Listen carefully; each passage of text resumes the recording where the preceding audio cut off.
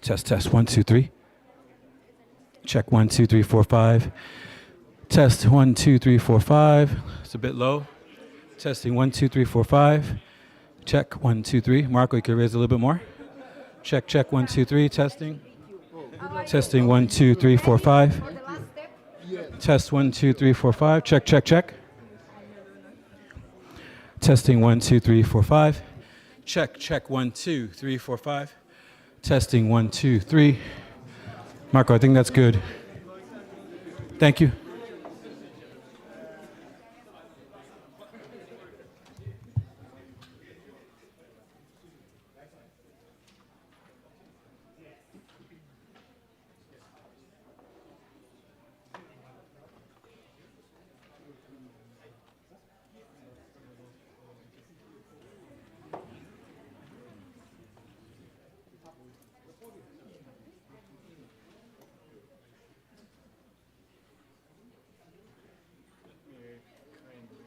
To your respective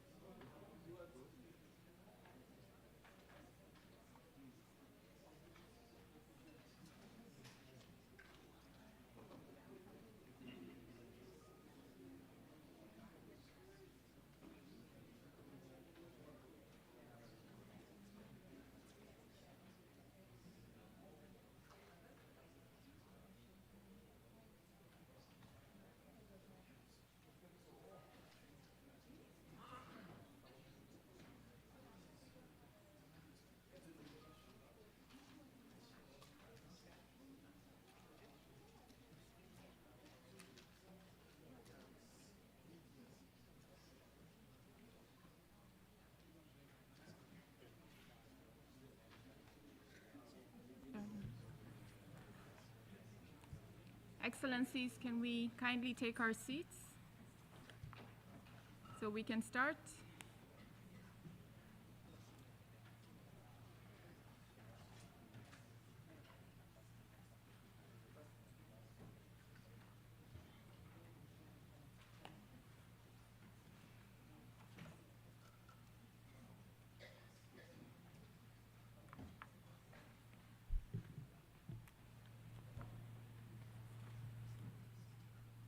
I think we have everyone settled down.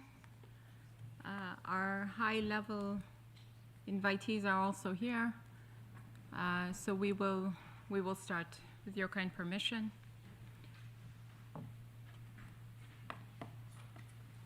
Your Excellency, Philemon Yang, President of the 79th session of the General Assembly, Mr. António Guterres, United Nations Secretary General, His Excellency Mr. Ali Youssouf, Chairperson of the African Union Commission, Excellencies, PRs and permanent observers, distinguished guests, colleagues, and friends. I have the distinct honor and privilege to welcome you all to the 2025 edition of the Africa Dialogue Series, High-Level Policy Dialogue. This annual event is organized by the United Nations Office of the Special Advisor on Africa and the Permanent Observer Mission of the African Union to the United Nations in collaboration with a number of committed partners, and it serves as a platform to amplify the priorities and perspectives of African member states and the African Union on the global stage. This partnership is rooted in a shared commitment that the two institutions have, and the Africa Dialogue Series provides an opportunity for interactive and inclusive dialogue and a space where a broad spectrum of stakeholders, policy and decision makers, experts, academics, civil society, youth, regional institutions, and international organizations convene throughout the month of May to exchange ideas and craft forward-looking actionable recommendations aimed at accelerating Africa's perspectives. Each year, the dialogue is anchored on the African Union's theme of the year. And this year, we rally around a profound and timely theme, which is justice for Africans and people of African descent through reparations. This theme challenges us not only to confront historical injustice, including the transatlantic slave trade, colonialism, and their legacy, but also to reflect critically on the structural inequities that persist and to chart a collective path towards justice, healing, and socio-economic transformation. So today's opening session is especially significant because we have the honor of hearing from the leadership of both the African Union Commission and the United Nations, two institutions whose collaboration remains central to Africa's development aspirations and global engagement. Following the opening session, we will proceed with an interactive roundtable that will explore the central theme through three interconnected sub-themes, and I encourage all participants to engage actively and contribute your insights. With this, I have the distinct pleasure to now welcome His Excellency Mr. Philemon Yang, President of the 79th session of the UN General Assembly, for his welcome remarks. Mr. President, you have the floor. Your Excellencies, distinguished delegates, ladies and gentlemen, I am honored to welcome you to the 2025 Africa Dialogue Series, convened in partnership with the Office of the Special Advisor on Africa. This year's dialogue series comes at a crucial moment, a moment to rally global support for justice and reparations, grounded in historical truth, present realities, and a shared vision for a more equitable future. I commend the African Union for its leadership in selecting this year's theme, Justice for Africans and the People of African Descent through Reparations, a theme that demands we confront the past honestly in order to shape a just future. I take this opportunity to note that this theme was prominently discussed during the 38th Ordinary Session of the Assembly of Heads of State and Government of the African Union held in Addis Ababa this February. Your Excellencies, on 8 November 2024, I convened the General Assembly's high-level meeting to mark the closure of the International Decade for People of African Descent. We reflected on our progress, acknowledged our shortcomings, and renewed our commitment to do better. That first decade brought real gains, such as global awareness of racism grew. More than 30 states revised laws and policies to combat discrimination. The Permanent Forum on People of African Descent was established. Intergovernmental discussions progressed on a draft United Nations Declaration on the respect, protection, and fulfillment of the human rights of people of African descent. And on 25th July was proclaimed the International Day for Women and Girls of African Descent. Yet, progress remains insufficient. People of African descent still face racism, injustice, and the enduring legacies of slavery and colonialism. The General Assembly's proclamation of a second international decade for people of African descent in December 2024 is therefore a vital step. Member States must use this mandate to deliver substantive and meaningful actions. True reparatory justice begins by reckoning with history. Over 4 centuries, beginning in the 16th century, more than 12 million Africans were pulled from their homes, shackled and condemned to brutal servitude. The enormity of these horrors cannot be measured by numbers alone. The legacy of this dark chapter remains entrenched in our present, in how our societies have developed, in the lived experiences of the descendants of enslaved Africans. Thus, reparatory justice must go far beyond financial and material compensation. It demands comprehensive legal, educational, psychological, and socioeconomic measures. Measures tailored to the unique needs of people of African descent and aligned with the 2030 Agenda for Sustainable Development and the African Union's Agenda 2063. We are not without guidance. The Durban Declaration and Program of Action, the Accra Declaration on Reparations, and a range of regional efforts led by the African Union and the Caribbean community provide valuable direction. Your Excellencies, education must be at the heart of any lasting transformation. We must integrate the full history of slavery, colonialism, and resistance into national curricula. For knowledge of our true history can serve as a powerful compass in our onward march to progress. We must support platforms such as the Arc of Return as permanent reminders of our shared moral responsibility. We must ensure that the voices of people of African descent are amplified, especially on matters that affect them.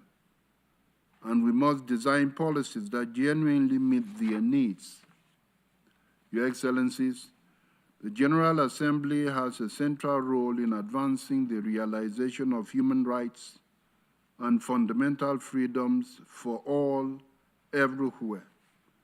Now is the moment to turn recognition into rights, apologies into action, and aspirations into accountability. The justice that Africans and people of African descent have dreamt of for centuries must not be delayed any longer. Thank you.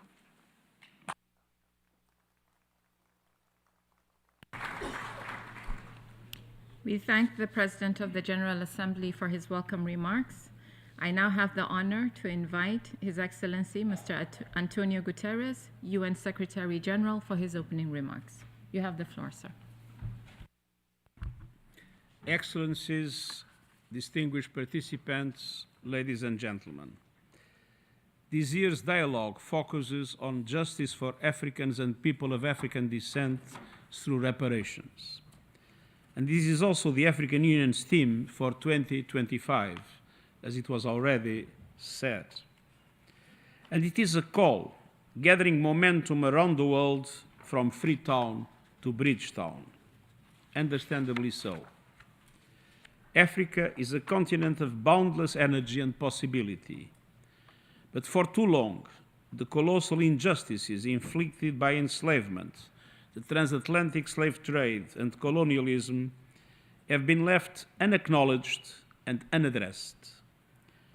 I deeply regret that these wrongs were perpetrated by many countries, including my own, and they continue to distort our world today. Decolonization did not free African countries or people of African descent from the structures and prejudices that made those projects possible. When African countries gained their independence, they inherited a system built to serve others, not them. They inherit economic models and years of neglect in social and institutional investment during the colonial era, creating lasting challenges, shaping post-independence reality. Structures based on exploitation persisted. So did racism. And the long shadow of colonialism can be felt in many of the continent's current conflicts and governance challenges.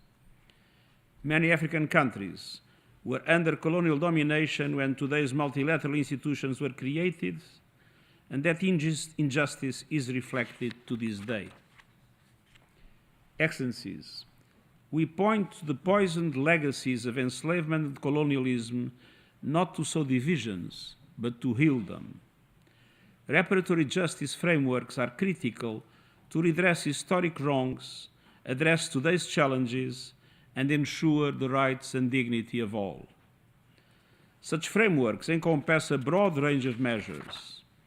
We need a comprehensive approach developed with the participation of affected communities to achieve accountability and redress.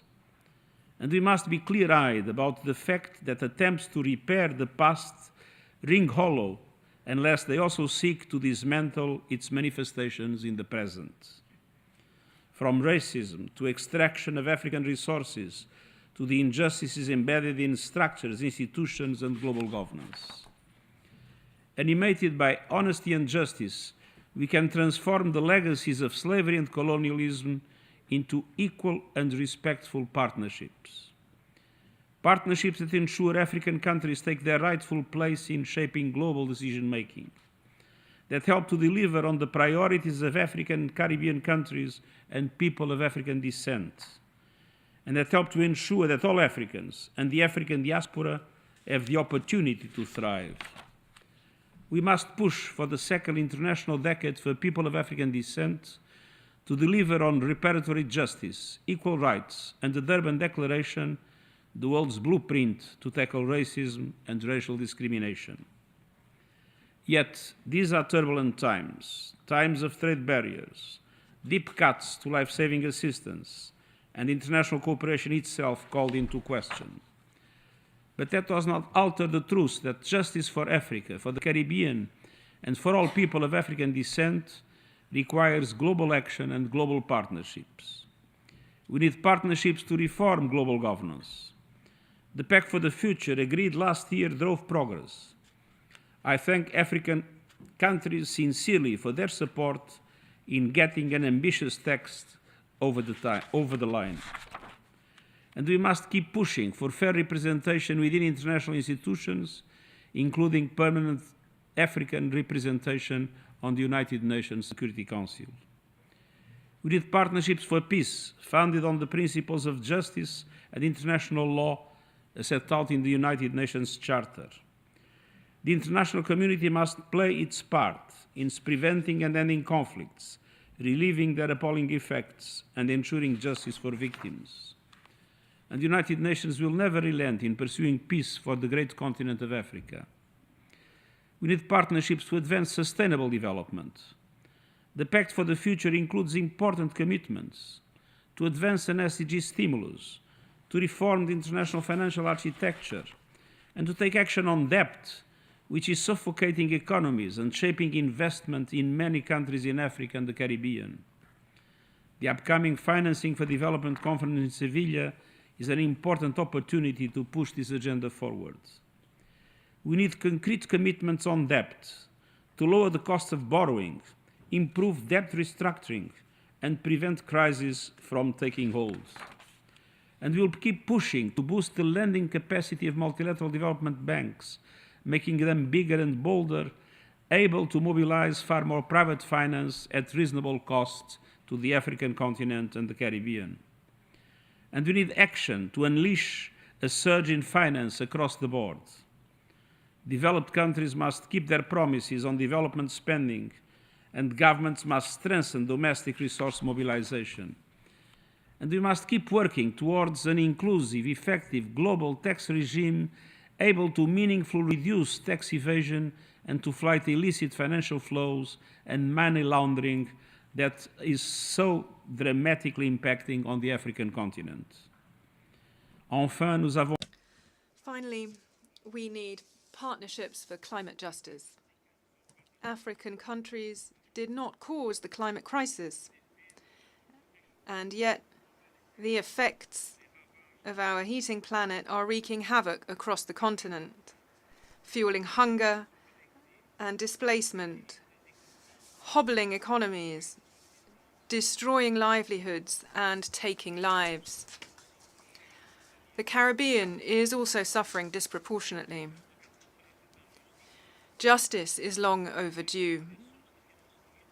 We need significant contributions together with innovative sources of financing to the new fund for responding to loss and damage. We need a boom in adaptation finance, starting with developed countries honoring their commitment to at least $40 billion a year by this year. And we need massive investments in clean energy.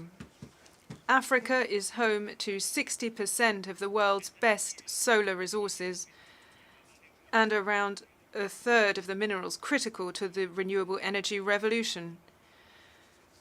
And yet the continent has just 1.5% of global installed solar capacity. Around 600 million people remain without power.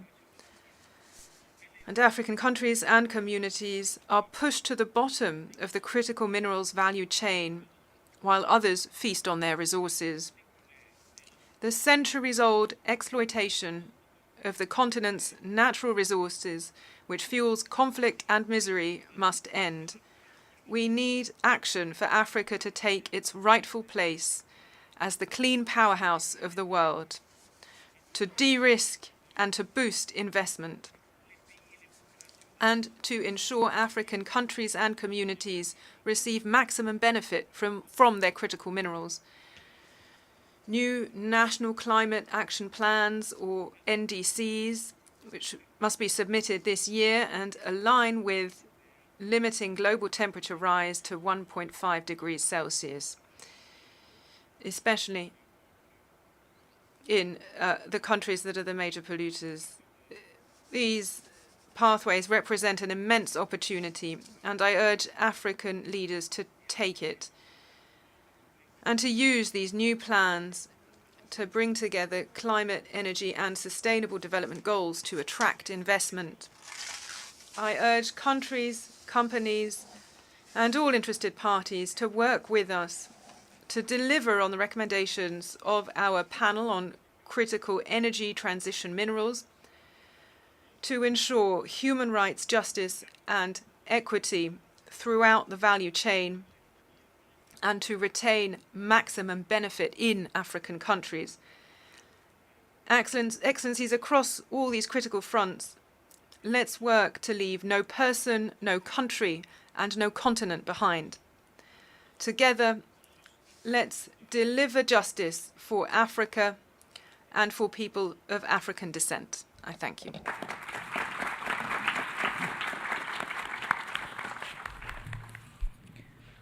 Nous remercions le We thank the Secretary General for that message. And we are now going to hear a message from His Excellency Mr. Mahmoud Ali Youssouf, Chairperson of the African Union Commission.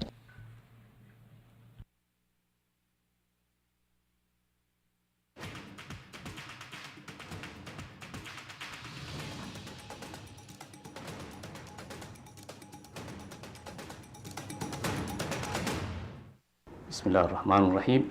Your Excellencies, Mr. President of the General Assembly, Mr. Secretary General, Honorable Permanent Representatives and Observers, distinguished participants, ladies and gentlemen. Good morning.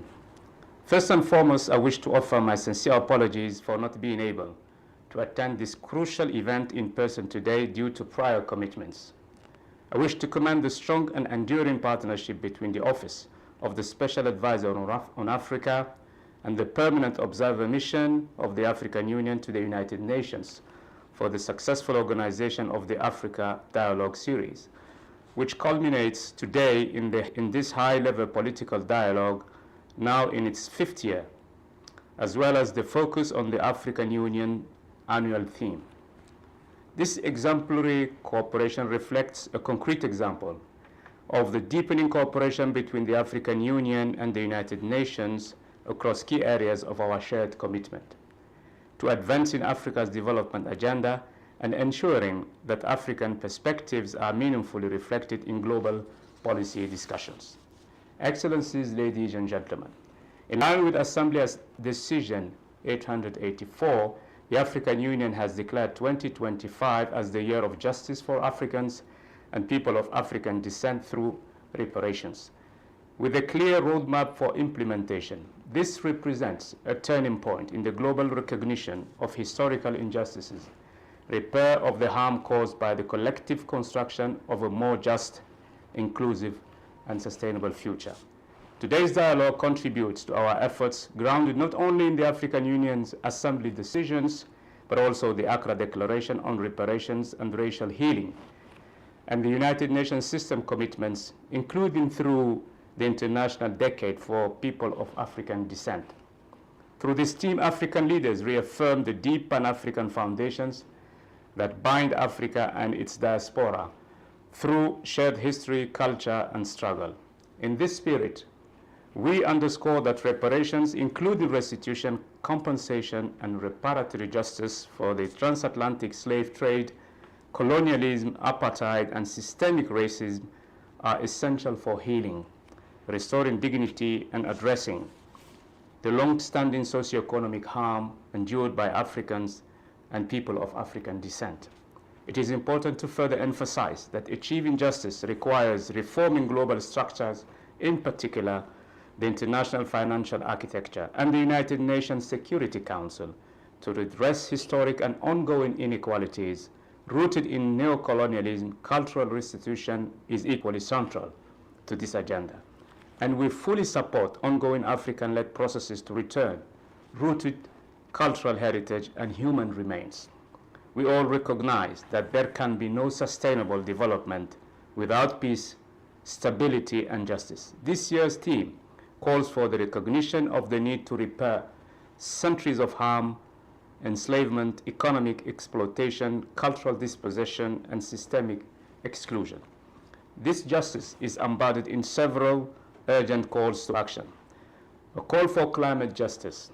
Our continent, which contributes less than 3% of global emissions, suffers disproportionately from the consequences of climate change. The restoration of degraded ecosystems and the climate resilience of African communities must be regarded as reparations, not merely development assistance. A call for trade and economic sovereignty. Africa will only unlock its full economic potential if the global trade system becomes just and equitable, if the African Continental Free Trade Area is fully implemented, and if South-South cooperation, in particular with the Caribbean and the African diaspora, is scaled up. A call for educational and technological justice. We must invest in Afro-descendant youth and women, particularly in artificial intelligence, cybersecurity, and emerging technologies. This is a way to restore what was taken, our knowledge system, our languages, and our intellectual heritage.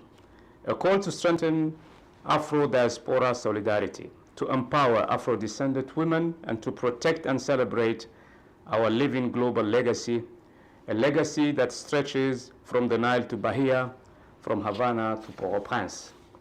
Excellencies, what we call reparations today is in truth a moral duty of humanity to itself. I hope that this high-level dialogue will lead to a strong and ambitious call to action, one that translates our shared political commitments into concrete, measurable steps aligned with the goals of Agenda 2063 and the 2030 Agenda for Sustainable Development. We call on all member states, African Union organs, regional economic communities, and partners to actively support and resource this flagship initiative, ensuring that the pursuit of reparatory justice remains at the heart of Africa's development and global advocacy efforts. Africa stands ready to lead alongside its diaspora and international partners on this path towards reparative justice. It asks only one thing, that the world walk alongside us with resolve, with urgency, and with courage. I thank you for your attention and wish you fruitful deliberations, as well as a wonderful Africa Day celebration later this evening. Thank you.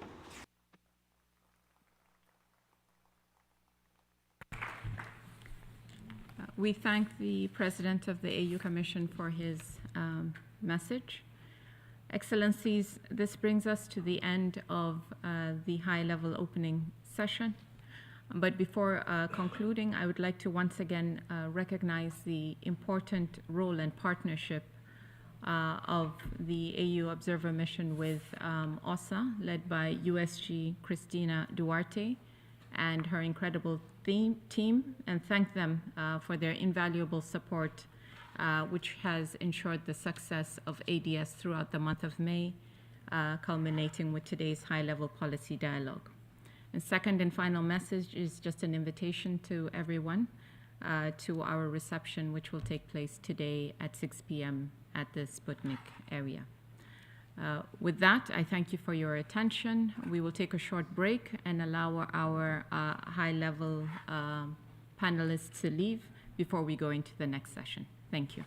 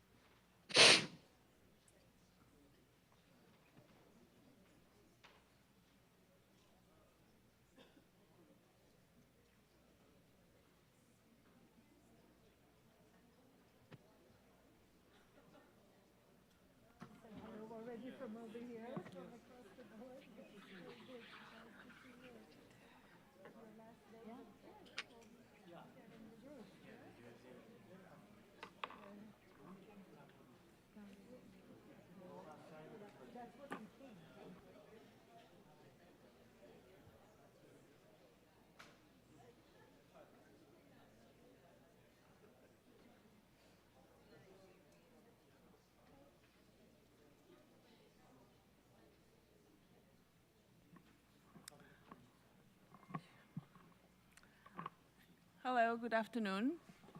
Good to see everyone. I think we can settle down and we can get started. Great. Well, good afternoon. I thank you, Ambassador Fatima Mohamed, for handing me the floor. My name is Patricia da Silva. I am the UNFPA Global Coordinator for Leaving No One Behind, and I will be with you for the rest of this session. We will now move to the interactive dialogue segment, which will have two parts. We'll have a conversation with our esteemed panel, followed by an open discussion that we are hoping that you will engage quite actively in this important conversation.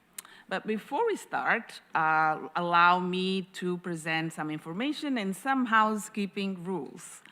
The panel is composed of 3 African permanent representatives. It also includes representatives from the entities that have co-organized as partners of choice this edition of the African Dialogue series under the African Union Team Justice for Africans and People of African Descent through Reparations.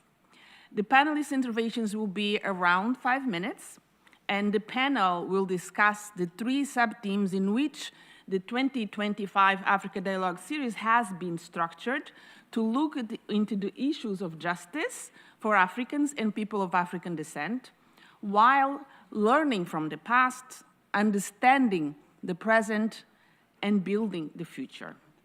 It will build on the conversations and discussions that have taken place throughout the previous 3 weeks of May in the context of the ADS activities. And indeed, we have had several weeks of very interesting dialogues through virtual webinars, youth engagement, where young people reflected quite thoughtfully on the sub-themes. We've had interviews with relevant experts and more. I really encourage all of you to take a look at the Africa Dialogue Series 2025 website for more content, more information, and more insights. We will open for interventions from the floor after the panelists have had the opportunity to set the stage for interactive discussion with member states and all of you participants. I ask you to please limit your interventions to 3 minutes to allow for a broad participation from people in the room. Those participants that have pre-registered will be given the floor first, but not to worry. If you have not pre-registered, please indicate your desire to take the floor by selecting the speaker button in your seat. We also have English and French interpretation available. The session is also being broadcasted through UN Web TV and YouTube channel, OSAA's YouTube channel. So for those that are following us virtually, we also encourage you to put in your questions in your comments in the YouTube channel, and we will attempt, if there is time, to also engage with those at the appropriate time. So today, the panelists will share their reflections on this year's theme, inspired by the African Union's themes and just echoed by the United Nations Secretary General. And really, the theme challenges us to think boldly about reparative justice, economic transformation, and the shared prosperity that Africa represents, not just for Africans, but also, of course, for people of African descent, and really for the world. So as we mark this occasion, we were reminded that political independence alone, it is not enough.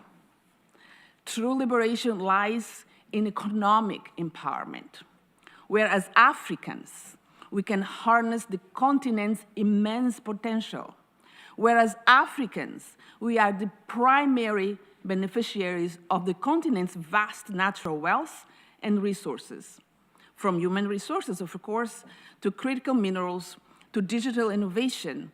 Africa holds the keys to global progress. What became really clear through the last 3 weeks of conversations and dialogues is that unlocking the potential requires more than resources, though.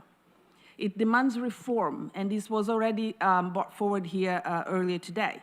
Reform in financial systems, in governance, and in how we mobilize and channel investments. So today we will explore some pressing questions around this theme. How can Africa lead its own transformation in a global system that is still shaped by historical inequities? Reparative justice, as mentioned, is not a zero-sum game. And so what does it actually look like in practice? And how can we ensure that Africa's youth, remember we have the largest cohort of youth in the world, our greatest asset, how can we ensure that they are equipped to drive the digital and economic revolutions, not of tomorrow, of today, because the digital revolution is happening now as we speak. So it's not just a debate about Africa's future, it is, but not only. It is a conversation about our collective future, our collective well-being, and our collective sustainable development. Because the Africa we want, in reality, it is the Africa the world needs. How we will do it? Well, I thought you'd never ask. Let's get some answers then and start digging deeper into these conversations. And so without further ado, I will pass the floor to the panelists that will present Sub-Team 1, Learning from the Past, Transatlantic Slave Trade, Colonialism, Extractive Economies and Institutions in Africa.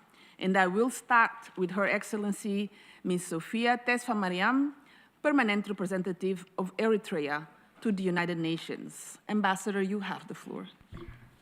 I thank you. Good afternoon, ladies and gentlemen. Allow me first to thank OSAA and the African Union for providing us this forum to have this discussion this afternoon. Miss Excellencies, distinguished delegates, Africa's present cannot be understood, let alone transformed, without confronting the past. The transatlantic slave trade, colonialism, and the institutionalization of extractive economies were not unfortunate historical episodes. They were deliberate systems of exploitation, domination, and dehumanization rooted in violence, deception, and structural injustice. Their legacies continue to shape the political, economic, and social fabric of African societies today. The transatlantic slave trade stole our people. More than 15 million Africans were forcibly removed through warfare, deception, and the manipulation of traditional governance and judicial systems. This colossal theft of human capital disrupted communities, reversed development, and inflicted deep demographic, social, and economic wounds that persist today. Scholars estimate that Africa's present-day per capita GDP could be 72% higher had the slave trade not occurred. This is not a historical footnote. It's a living legacy of underdevelopment and inequality. Colonialism followed, not as a civilizing mission, but as a calculated reordering of Africa's institutions, governance systems, and economies to enrich European colonial powers. By 1914, nearly 90% of the continent had been brought under colonial rule. The colonial state was not designed to serve Africans. It was systematically engineered to extract from them. Infrastructure, roads, ports, and telegraphs were constructed not for regional integration or rural development, but for the efficient transportation of raw materials to imperial markets. Tax systems were used to coerce labor and redirect subsistence farming towards cash crops for export, deepening food insecurity and distorting local economies. Indigenous industries were actively suppressed, and educational systems trained Africans to become subordinate functionaries, not inventors or leaders. The outcome was the creation of an enclave economy built around unprocessed commodity exports controlled by monopolistic firms with little linkage to local development. These extractive structures turned Africa into a supplier of cheap labor and raw materials rather than an engine of innovation and prosperity. Ladies and gentlemen, this legacy is not confined to history. It remains painfully intact. Africa, endowed with over 60% of the world's natural resources, 70% of its current exports are still raw materials, while the continent accounts for just 2% of global manufacturing. Even our most prized resources, gold, cobalt, lithium, are extracted under opaque contracts, weak regulatory oversight, and tax regimes that enable illicit financial flows. Environmental degradation further compounds the injustice as wealth leaves faster than it is created.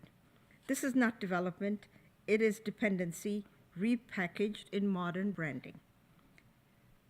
Let us be unequivocal. An economy that exports ore and imports smartphones, that exports coffee beans and imports instant coffee is not sovereign, it's extractive. Ladies and gentlemen, the African Continental Free Trade Area represents a strategic vision and collective effort to undo this extractive legacy. With 1.3 billion people, Africa is the largest free trade area in the world by population and a platform for reshaping African economies around regional value chains, industrial development, and policy harmonization. It offers a vehicle for transformation, not just trade. However, the road ahead for Africa is long and steep. We face an annual infrastructure financing gap of $68 to $108 billion.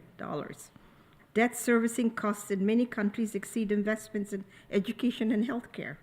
Restrictive global financial conditions and inflated risk premiums constrain our development space and reinforce dependency. Climate justice must also be understood as reparatory justice. Africa bears the brunt of a crisis it did not create. Predictable, fair, and accessible climate finance is not charity, it's an obligation. Without it, sustainable industrialization and resilience will remain out of reach. This year, African Union's theme, Justice for Africans and People of African Descent through Reparations, is a timely and urgent call to action. Reparatory justice must go beyond financial compensation, as was said earlier. It must mean structural reform of global trade, finance, and governance systems that still reflect colonial hierarchies. Reclamation of our cultural and historical identity as a foundation for dignity and unity. Recognition of the continued role of the global north in sustaining extractive models through unequal rules and systems, and the creation of new equitable partnerships, built not on paternalism or charity, but on fairness, mutual respect, and solidarity. Africa does not seek sympathy.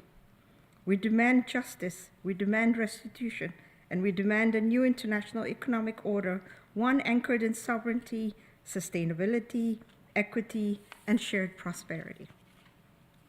Finally, Africa is no longer a passive site of extraction. We are the architects of our future. We remember our past not to remain in its shadow, but to ensure its lessons shape more for a just tomorrow. From the ashes of slavery, colonialism, and neocolonialism, and from the rubbles of underdevelopment, Africa is rising, united in purpose, rich in potential, and unwavering in dignity. Africa remembers, Africa rises, Africa reclaims. I thank you.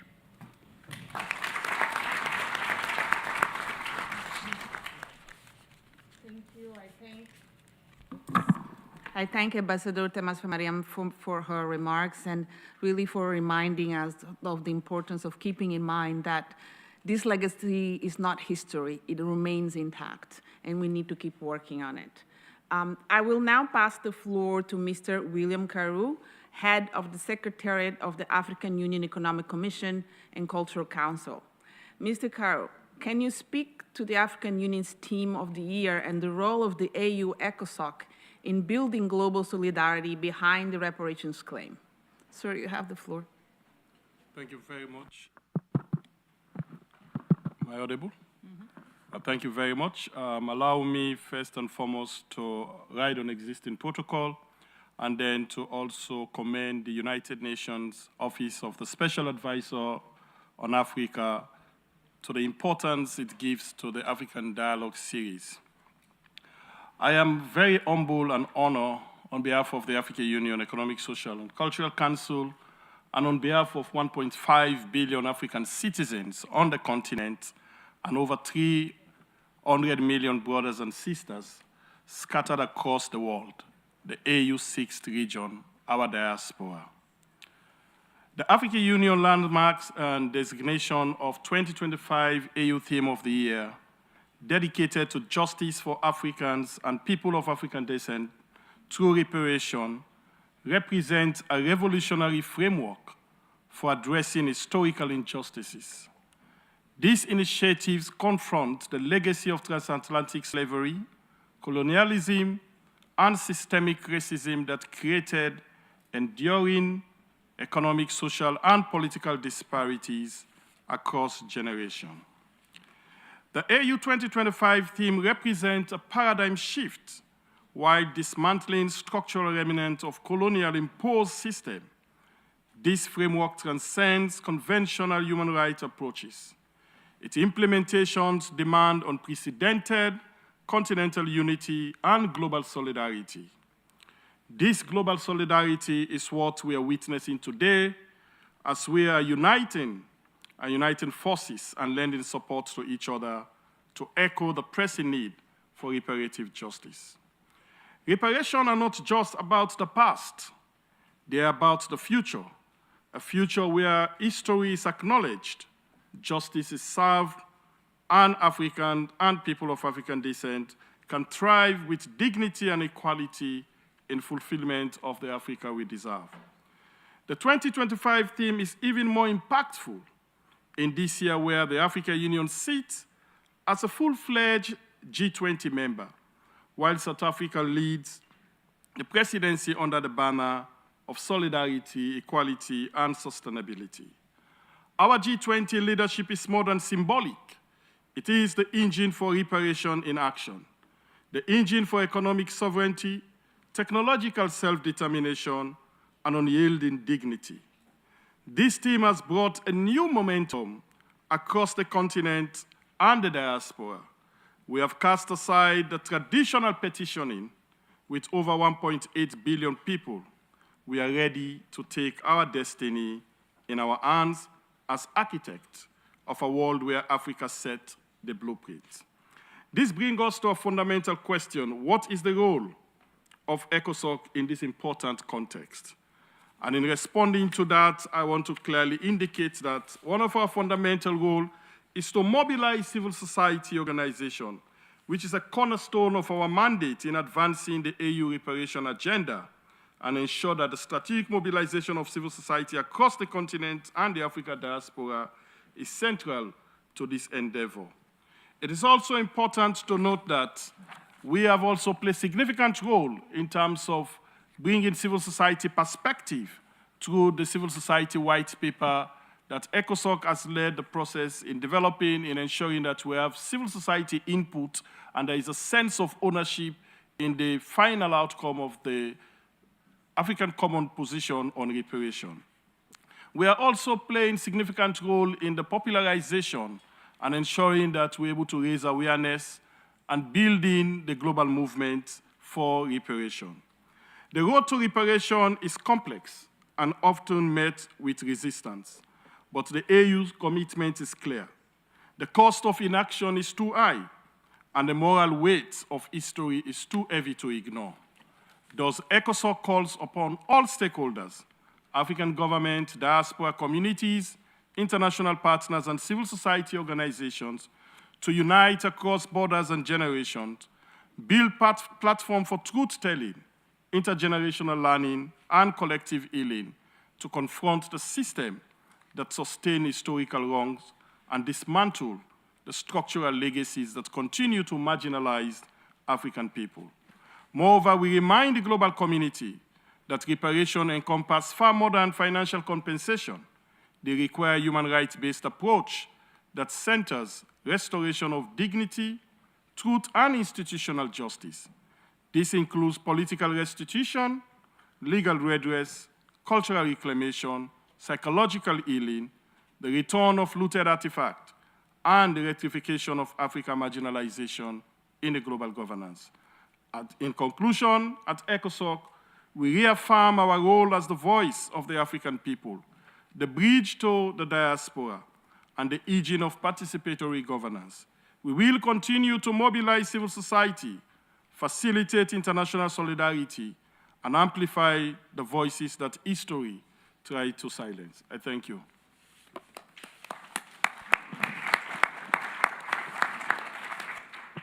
I thank Mr. Karu for his remarks. Really important, bringing civil society to these conversations as a sine qua non for the success of this movement. Thank you very much. We'll move to the panelists for the second sub-team now, understanding the present economic, social, and cultural justice for sustainable development. And I will start with His Excellency Mr. Teonga Mushiavano, Permanent Representative of Zimbabwe to the United Nations. Ambassador, you have the floor.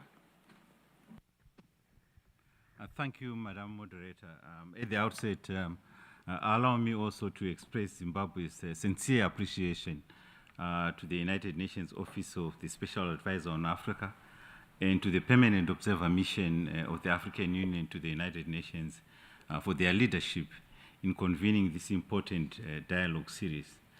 This year's Africa Dialogue Series has already been said under the powerful theme of justice for Africans and people of African descent through reparations. Is not simply a reflection on the past. As USG Christina Duarte stated recently, today's wrongs need to be placed in direct relation to yesterday's crimes. Sub-theme 2, which we are looking at, challenges us to examine the foundations of our economic, social, and cultural systems, and to ask how do we deliver justice, not as sentiment, but as a structured and lasting transformation. Excellencies, Africa's economic landscape was shaped, as already been said by others, in the furnace of exploitation, slavery, and colonialism, dismantled societies and severed communities, and built extractive systems that still endure. These injustices did not vanish with independence. They evolved, becoming embedded in global trade structures, financial hierarchies, and development models. The recent engagements between Africa and major power have, in the view of many, peeled back the veneer of civility to expose an enduring condensation that has long been persistent in subliminal form though carefully cloaked in conventions of diplomacy. It is a vivid reminder that structural injustice is not merely a relic of the past. It continues to manifest both subtly and overtly in the way Africa is perceived and engaged on the global stage. So this enduring inequity is not abstract. It finds expression in the lived realities of African economies today. Zimbabwe, like many African countries, continues to export minerals that power the global economy, yet receive only a fragment of the real value. Our sovereign efforts to redress historical land inequities triggered punitive sanctions, unilateral coercive measures, as they are called in UN speak, that largely remain in place 2 decades later. This is how structural injustice persists through modern instruments of control cloaked in legality. Reparatory justice must begin with economic restructuring. Africa's continued reliance on raw exports, compounded by crashing debt and inflated risk premiums, perpetuates vulnerability and dependence. Zimbabwe has taken steps through policies such as the 2023 Base Minerals Export Control Order, which mandates value addition and tax taxes and processed exports. But these efforts must be matched by global reforms, reforms that democratize finance, restore agency over capital flows, and invest in infrastructure, innovation, and industrialization. Yet, economic justice alone is insufficient. It must walk hand in hand with social transformation. We must institutionalize equity in access to education, healthcare, and employment, especially for women and youth. Africa's young people are not merely beneficiaries, they are architects of the continent's future. Justice demands that we empower them with tools, spaces, and voice. Cultural injustice is equally vital. Cultural justice is equally vital. The legacy of colonialism robbed us of not only wealth, but identity. Restitution of looted cultural artifacts is part of the journey, but our deeper battle is for the narrative sovereignty. Zimbabwe continues efforts to repatriate stolen cultural treasures, yet more crucially, we are revitalizing indigenous knowledge, languages, and oral traditions. Reclaiming these is not nostalgia, it is resistance, it is self-definition, and the heart of decolonization. This broader vision of justice must be grounded in human rights. It includes the right to development, education, decent work, and a healthy environment. These are not privileges, they are entitlements. The UN General Assembly has rightly recognized the right to clean and sustainable environment. For Africa, disproportionately burdened by climate change effects, despite contributing, as has already been said, only 2 to 3% of global emissions, this right is existential. Thus, climate justice is part of the reparatory justice. It calls for equitable access to climate finance, technology, and capacity building. It calls for protecting lives and creating green livelihoods, particularly in Africa's youth. It is not justice just about survival, it is about dignity and opportunity. Let us be clear, reparatory justice is not a handout, as already been said. It is a legal and moral and developmental obligation. It must redress historical atrocities through structural transformation, financial equity, cultural restoration, environmental responsibility, and institutional reform. True liberation is not complete without intellectual and cultural emancipation. Justice must move from memory to agency, from remembrance to empowerment, from rhetorical solidarity to practical restitution. I thank you, Madam Moderator.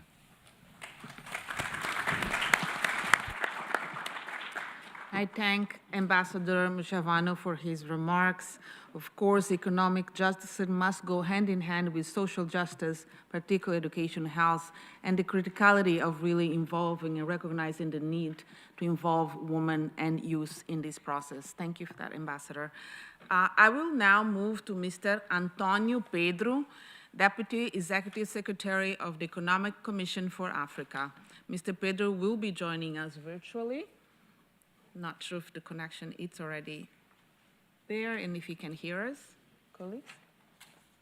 Yes, I can hear you loud and clear. Great, thank you, boa tarde.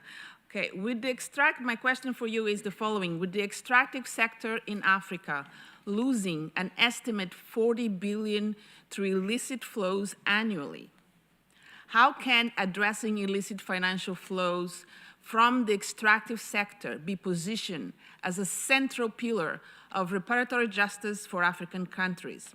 And still in the framework of the broader reparatory justice agenda, what concrete mechanisms can African countries adopt to assert full ownership and control of their extractive industries? You have the floor. Thank you. Greetings from Addis Ababa. First, let me thank the Permanent Observer Mission of the African Union and OSAA for inviting us to participate in this important discussion.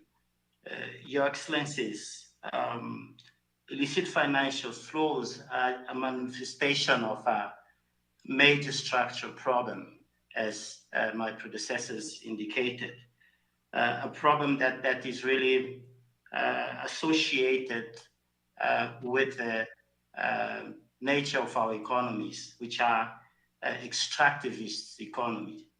And the policy brief that was prepared for these dialogues really identifies these problems very clearly and the transmission channels.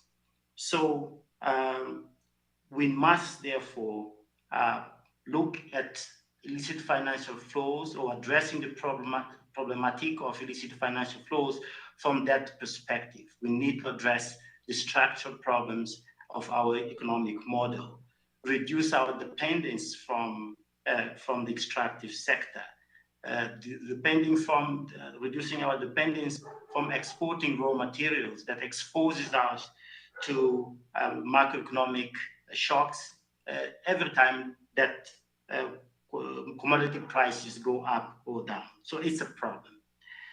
But we must also have a much better understanding of the size of those illicit financial flows. Today, the extractive sector, as your question indicates, contributes to 40 billion or so a year of an 80 to 90 billion a year of illicit financial flows. It's a substantial amount that, over a decade, this represents about $400 billion that only the extractive sector is losing. That's money that could contribute to the acceleration of our efforts to achieve Agenda 2030, Agenda 2063. So it's a luxury that we cannot afford. Therefore, it must be at the center stage of our development imperatives. So as some scholars have indicated, extractivism or neo-extractivism are two sides of the same curse, the resource curse, a curse or the paradox of plenty, a curse that traps the continent in poverty, where, as was indicated earlier in the speech, that we, notwithstanding the fact that we are rich in minerals, we don't have, for example, we are not using those minerals to secure our basic needs, including, for example, access to energy. We have 600 million people that don't have access to energy. Our raw materials are used to benefit others. So we need to address that problem. We have frameworks, and that's the second part of your question. For example, the continent has formulated and adopted in 2009 the African Mining Vision. You've already had a discussion in previous sessions of the dialogue about this framework. It's a framework that is articulated on the need for us to utilize those resources to promote sustainable industrialization and economic diversification, to ensure that those resources contribute to job creation, because as we export raw materials, we are exporting jobs.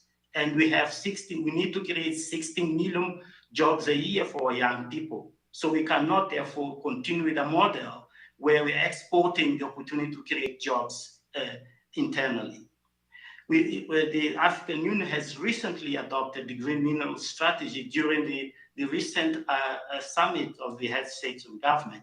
And this is an instrument that, again, utilizes some of the initiatives that United Nations are pioneering, like the panel on critical energy transition minerals that the Secretary General refers to address those structural problems. Zimbabwe has 60% of cobalt, has a GDP of about $50 billion, while, for example, Telsa, that requires those critical minerals to produce electric vehicles, has a market valuation of $1.3 trillion. That's a reflection of the paradox of plenty that we need to address. But to address this, we cannot look at this only as a financial or a mining sector problem. It's a problem that requires an institutional framework where minerals, trade, industrial policies and international relationship policies are an integral part of the same continuum. So that when our ministers of foreign affairs or ministers of trade sign bilateral investment treaties, they have to be mindful that some of those bilateral investment treaties can restrict the policy space that we need for us to pursue, for example, local content. And local content is about ensuring that our resources we do the beneficiation locally. So we need to understand those contours. And this is where the reform of the global financial architecture and the global systems is equally important, because those global systems reduce our ability to pursue those ambitions as expressed in the African mining vision or on the green mineral strategy. So it is we need to create a very clear understanding of what are the transmission channels, so that, for example, our permanent representatives, the excellencies in New York or in other platforms out there, understand that we must look at this as the decisions that are taken at that level, they impact on what we can do here on the continent. For example, we must go strong in a common voice to pursue the call for an holistic and coordinated global framework on asset recovery, because the numbers suggest that we are losing, I said earlier, about $90 billion on illicit financial flows. What are the instruments that we need to put in place with a view to ensuring that at the global level, this becomes a center, a part of our policy interventions and discourse. So for us, therefore, we argue that extractives or illicit financial flows has to be viewed from a broader perspective of securing Africa's self-reliance. And this is becoming increasingly important in these days where, as you know, we are seeing a disruption of the international norms that multilateralism was founded on. We are seeing forms of mercantilism that are taking us back to the old times, on the colonial times, where it is power dynamics that inform how transactions are made. So it is that understanding and connecting the dots between all of those processes will enable us to address illicit financial flows, to ensure that our minerals are a factor towards our structural transformation. Our minerals are used towards enabling us to achieve Agenda 2030 and Agenda 2063. Those dots are not clearly connected. And you also need to be mindful of what is called as political underdevelopment, where often local interests also play a role in our effort or against the effort to try and promote those principles of resource-driven industrialization and economic diversification. So how are we going to address that requires, therefore, that understanding, requires a license to operate that goes beyond the contracts that are signed between governments and mining companies. We need to ensure that the interests of local communities and other interested parties are also taken into consideration in the so-called, these days we call it sustainable developed license to operate. It goes beyond the interests of governments and mining companies. It looks at interests beyond even our own jurisdictions, and where financial institutions, where consumers and everybody else that are part and parcel of this ecosystem have a role to play for us to change the dynamics and secure that we don't go back to this extractivist model. Let me perhaps stop here, and then we'll engage in responding during the Q&A session to more related issues. Thank you very much.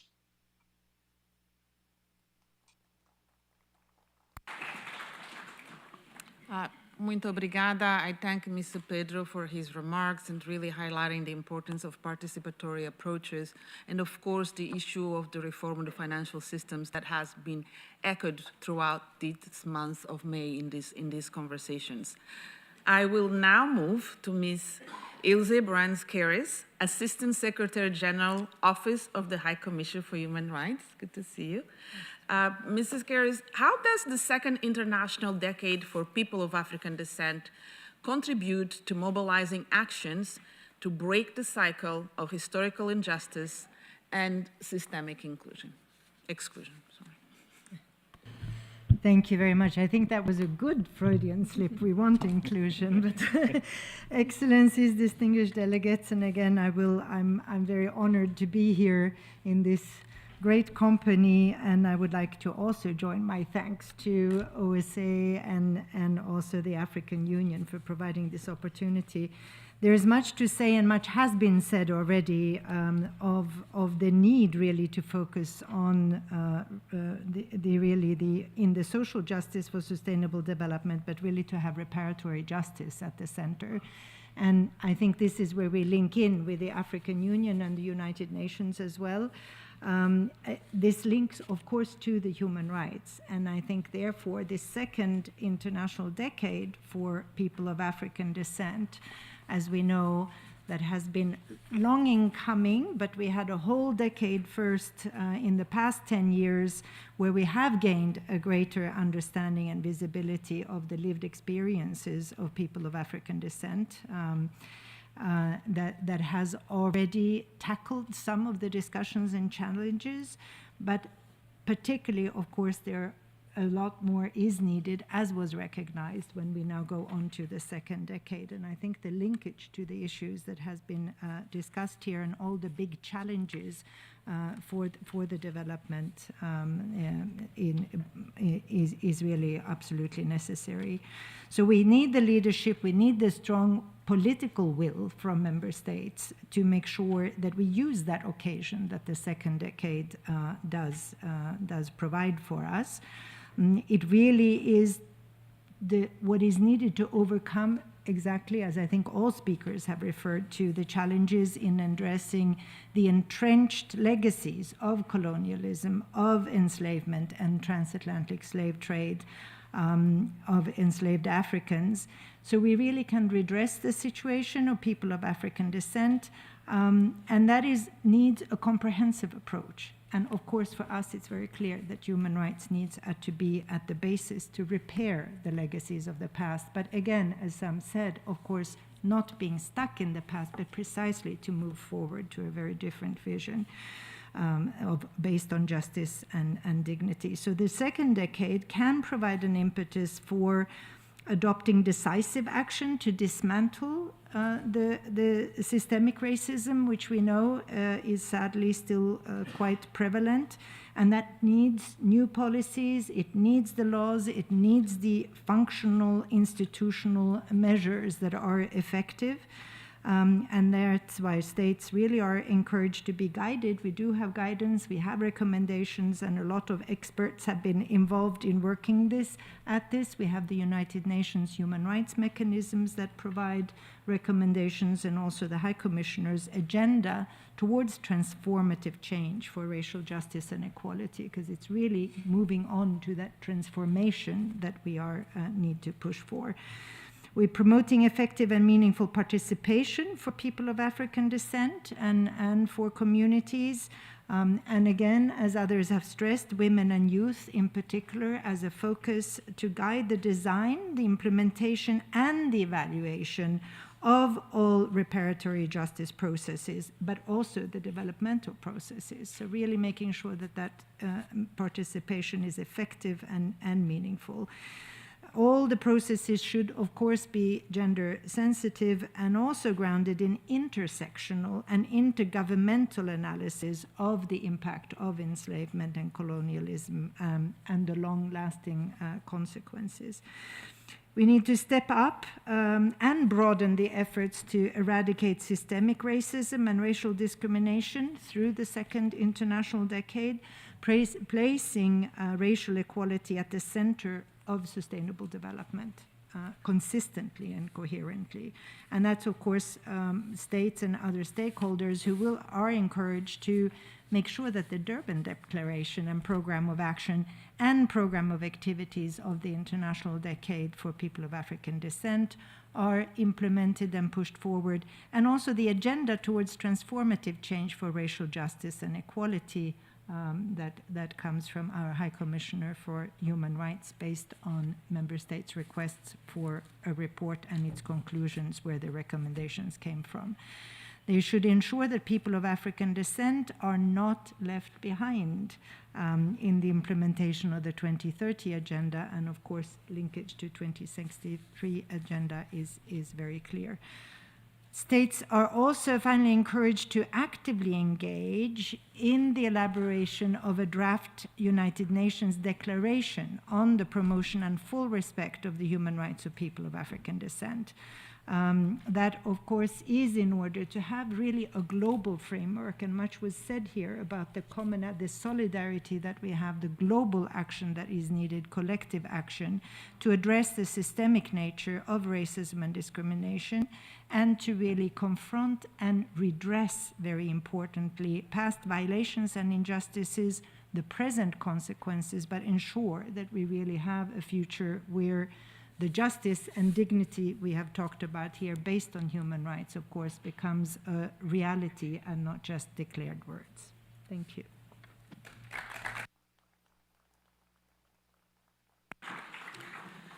I thank Ms. Brands-Keris for her remarks. There is indeed great hope for the second decade for people of African descent. We achieved quite a bit in the first one, but we did fall short. So I think we have our work cut out for us. I will move to the panelists for the third and final sub-team, Building the Future, Healing and Reparations towards Socioeconomic Justice for Africans and People of African Descent. I will start by giving the floor to His Excellency Mr. Coly Seck, Permanent Representative of Senegal to the United Nations. Ambassador, vous avez la parole. You have the floor, Ambassador. Thank you very much. Ladies and gentlemen, colleagues, distinguished members of this Assembly, I'd like first of all to thank the Office of the Special Advisor of the United Nations on Africa, the mission of the African Union to the United Nations, and the OPGA for convening this essential meeting devoted to justice for Africans and people of African descent. Our shared history is full of suffering but also resilience. For more than 4 centuries, millions of Africans were ripped from their homes, an enterprise that became one of the most atrocious crimes of modern history. This dark chapter was followed by a colonialism that methodically devastated our societies. It pillaged our wealth and it impeded our development. The scars from this are not just a thing of the past. They can be seen today in the socioeconomic conditions, endemic poverty and structural barriers that prevent the emergence of our nations. The injustice that we are referring to is not just symbolic. And the justice we are calling for is essential to repair this historic damage and create dignified living conditions for all. We are calling for true reparatory justice, and this must be accompanied by concrete actions and a profound change in international architecture. We must urgently reform the international financial system in order to enable equitable access to resources, to technology, and to financing for African countries. We are calling for illegitimate debt to be cancelled. This is preventing our growth, and we should have a policy for restituting the expropriated wealth. And this can only succeed with strengthened dialogue with the African diaspora and a true bridge to our continent, which is a lever for our development. Together, we should promote ambitious development plans that are focused on reducing inequalities, on education, on health, and on employment. In this context, the African continental free trade zones that has been mentioned by a number of speakers represents a strategic opportunity to stimulate regional integration and strengthen our collective resilience and global competitiveness. But this must be part of a global partnership founded on recognizing past injustice and based on equitable cooperation. Finally, reparatory justice should not be thought of as a confrontation between former colonizers and African states, but rather an opportunity for reconciliation and collaboration. It calls for shared responsibility, mutual recognition of the wrongs of the past, and the building of a shared future built on lasting prosperity. Ladies and gentlemen, it is time to go beyond words and begin a true dynamic of reparations. Social and economic justice are the cornerstones on which we can build a better future for Africans and for people of African descent today and for future generations. I thank you for your kind attention.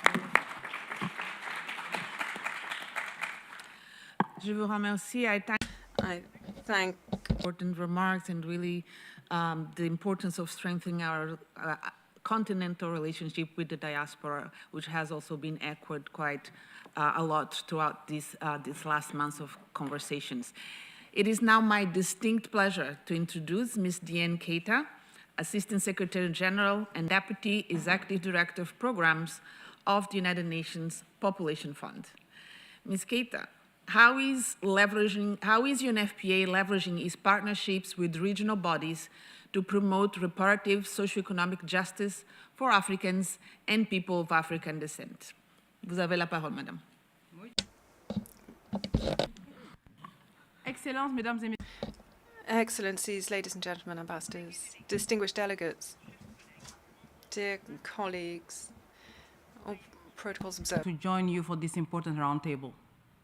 I thank the Office of the Special Advisor on Africa and the African Union Permanent Observer Mission for convening the Africa Dialogue Series and for inviting UNFPA to be a partner of choice.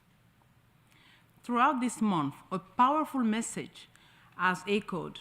The time is now to forge stronger partnership and unite in purpose to create a more just and equitable world for Africa and people of African descent.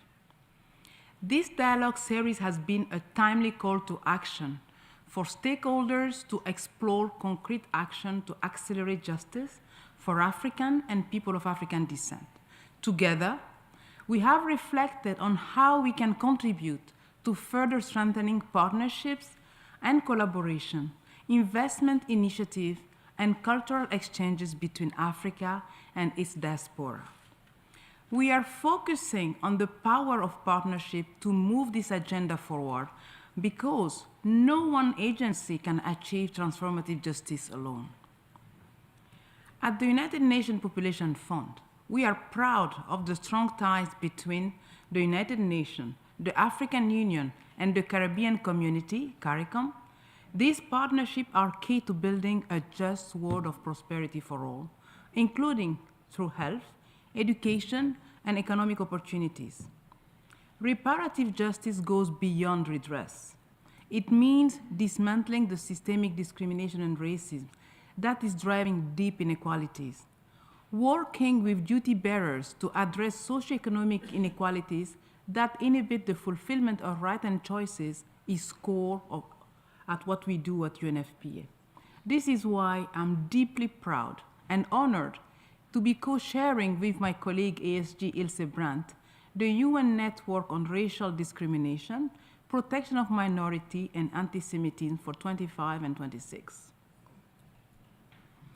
UNFPA strengthened regional accountability mechanism for the right of person of African descent by supporting key stakeholders to monitor progress on human rights instruments like the Montevideo Consensus on Population and Development and the Maputo Protocol of the African Charter of Human Rights.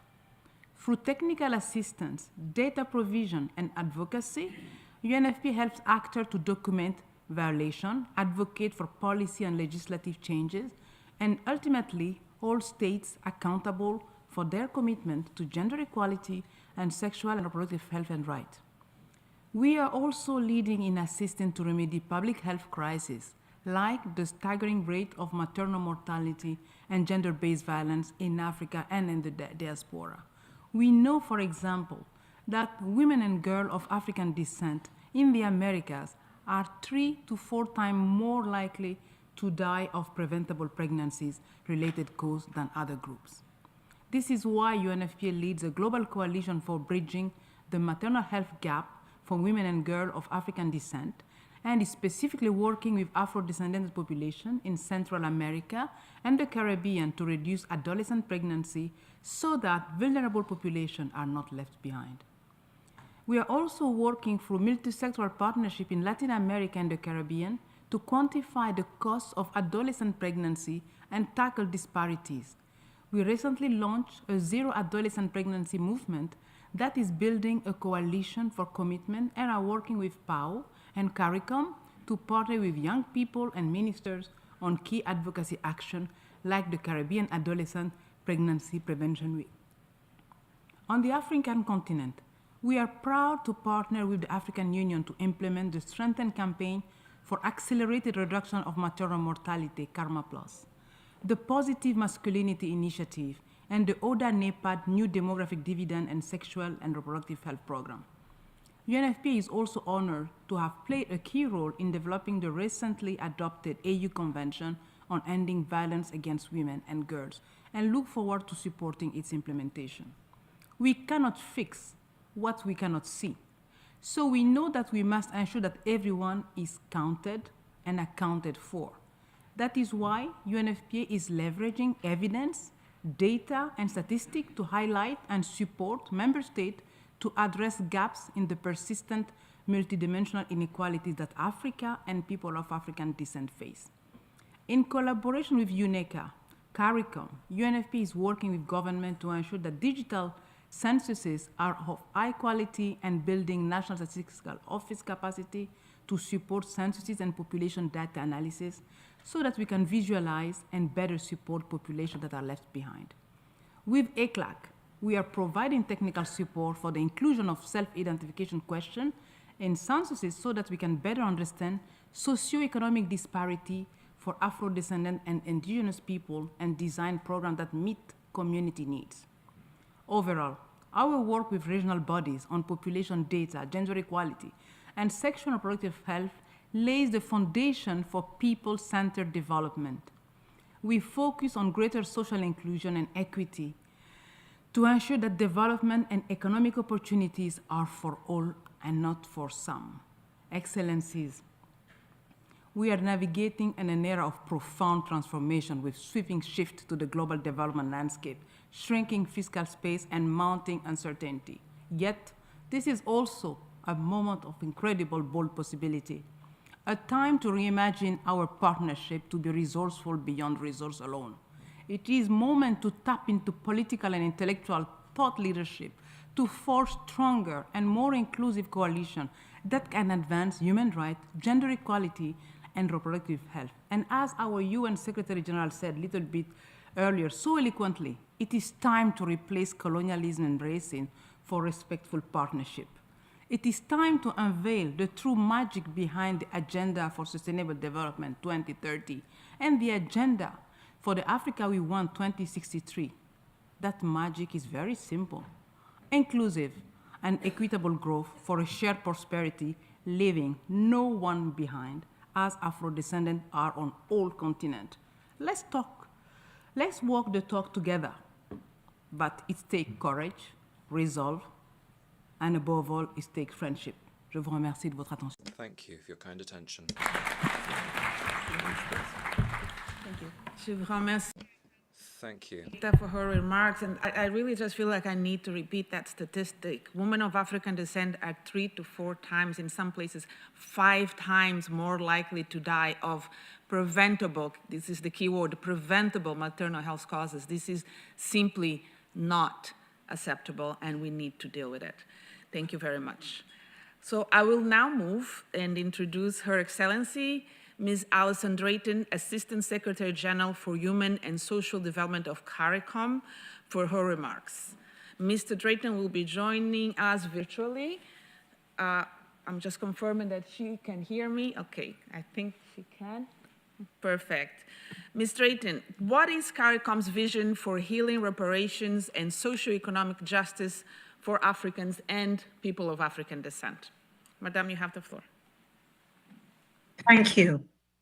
Excellencies, distinguished delegates, I wish to thank the UN Office of the Special Advisor on Africa and the Permanent Observer Mission of the African Union to the UN for inviting CARICOM to be a partner of choice in the delivery of the Africa Dialogue Series 2025, especially because the African Union theme selected for this year puts the spotlight on an issue that is of great importance to CARICOM, that of reparatory justice. For over a decade, CARICOM has advocated and advanced a global campaign for reparations and healing for people of African descent. This work intensified with the historic establishment of the CARICOM Reparations Commission in 2013 by the heads of government of the Caribbean community. The foundation of this justifiable claim lies in the crimes against humanity committed in Africa and in the Caribbean for over 3 centuries by the governments, monarchies, private enterprises, and families of several European nations. CARICOM has, through our 10-point plan for reparatory justice, articulated a vision for reparations and healing in a development framework. With Pan-Africanism as a guiding philosophy, CARICOM's plan seeks to address the historical and contemporary damage caused by the enduring legacies of slavery, historical and contemporary colonialism, and systemic racism. Beginning with a formal apology, an acknowledgement that wrong has been committed which requires repair, the 10-point plan highlights the many dimensions on which healing and socioeconomic justice are due to Africans and people of African descent. This includes psychological healing of the scars of racism that continue to affect African people, the return of stolen cultural properties to Africa and the Caribbean, the development of cultural institutions and reconnection to African cultural roots and spirituality is another pillar in the process of repair and healing. Respecting and facilitating the right of return and resettlement to Africa, long called for by the Rastafari in the Caribbean, is another critical part of this process. Education is a powerful tool for healing. The CARICOM Reparations Commission calls for the development of culturally appropriate curricula in schools, compulsory teaching of history, and the renaming of monuments, streets, parks, and other public spaces that bear the names of perpetuators of colonial oppression. A paradigm shift to ensure education is empowering and culturally relevant is vital to fostering dignity and self-awareness, especially among youth.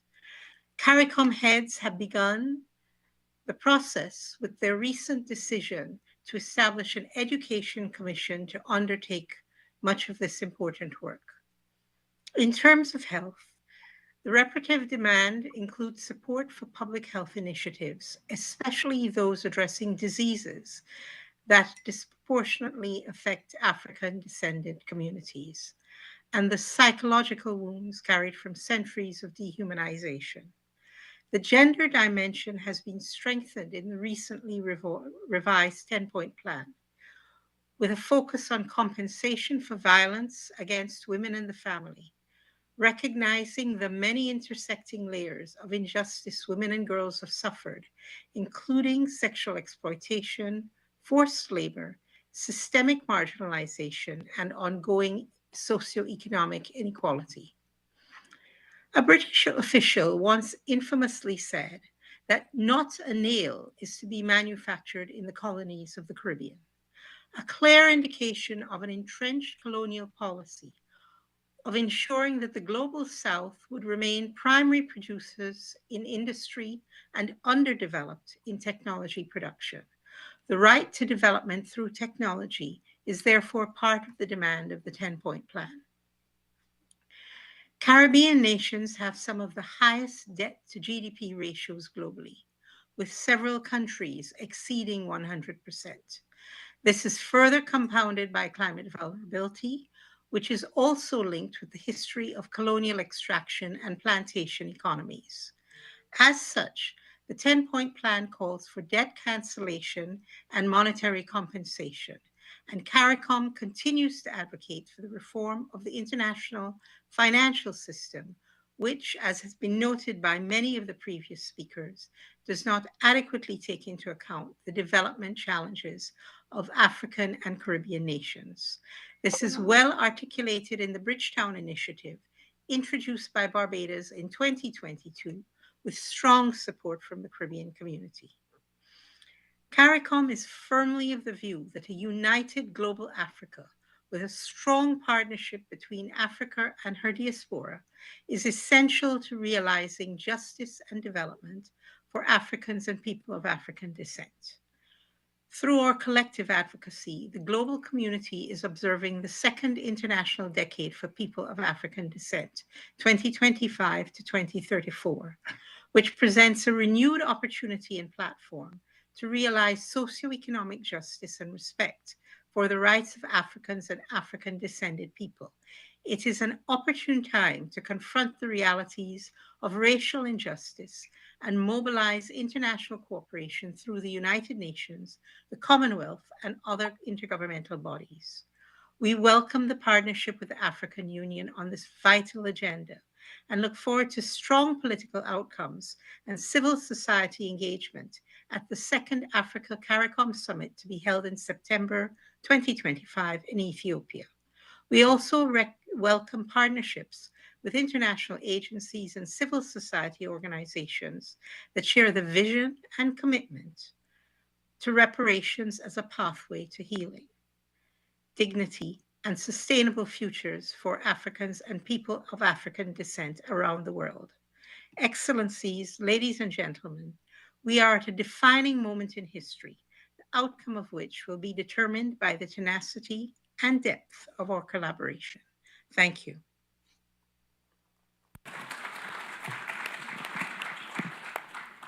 I thank Ms. Strayton for her remarks. I was here looking for a statistic that I had looked in one of the policies. 90% of African culture artifacts are found outside of the African continent. 90%. That's an incredibly high number. Thank you for highlighting that for us. Well, that was our last panelist. And so we'll now finally move to our interactive dialogue. I will start with an intervention of a representative of the African youth as a discussant, and I will invite him to join us here at perfect, amazing. So I invite Daniel Shibuji, founder of the Team 54 project, to take the floor. Sir, the floor is yours. Thank you very much, Ms. Patricia. Reparation in the 21st century is a call for justice, as our elders have said, is a call for innovation, is a call for collective action. As an African child, I have to give respect to whom respect is due by welcoming all our excellency, especially the Secretary General of the UN, António Guterres, who in 2019 selected me to be one of the 500 green ambassadors as a climate advocate for Team 54 project. I also want to thank my big uncle, His Excellency Young, the President of the General Assembly, who is our leader here and represents the collective interest of our ancestors who want progress and community. I want to thank Her Excellency Christiana Duterte. I met her during the General Assembly last year, and she told me something with the President of Tanzania, that young people in diaspora must begin to organize themselves so that the wisdom and the enrichment of what they need to do and our lived experience can reflect back home. And that's what we're doing. I also want to thank my direct boss on the continent, Her Excellency Ambassador Fatima. We did meet in 2019. I was still a very young, funny lady, and she told me, Daniel, I like the way you are articulating your thought, but articulating thought is not only what you should do. You should work hand in hand with other people to build that collaborative support. Thank you so much, Ma, because we're doing just that. I also want to thank my direct boss, the outgoing African Union Youth Envoy, who nominated me to speak on behalf of young people across the continent. I want to thank my team, Team 54 Project, and my auntie, who is watching from Nigeria, Ndeo. Thank you so much. And my daughter, Kendo. I'm tapping my nose, so it's not AI yet. So this is me, the real me. Thank you so much. And my elders, Queen Mother, thank you so much for always guiding us and chaperoning me for the last 5 years here. I want to thank High Chief Joycey, Madam Ramatu from Ghana, Auntie Hawa Diallo, and former ambassador to Liberia, O'Neill from the World Bank, and Jolene. Jolene is a wonderful lady that I think we need to also thank. Jolene is a Kenyan girl training 200 women on Beehive, how to work together in a cooperative model to help them bring their raw honey here in America. And I'm grateful that I took advice from all of them, and we are bringing tons of honey here. And Amazon recently just marketed that on their platform. So these are some of the dividends of what young people can do.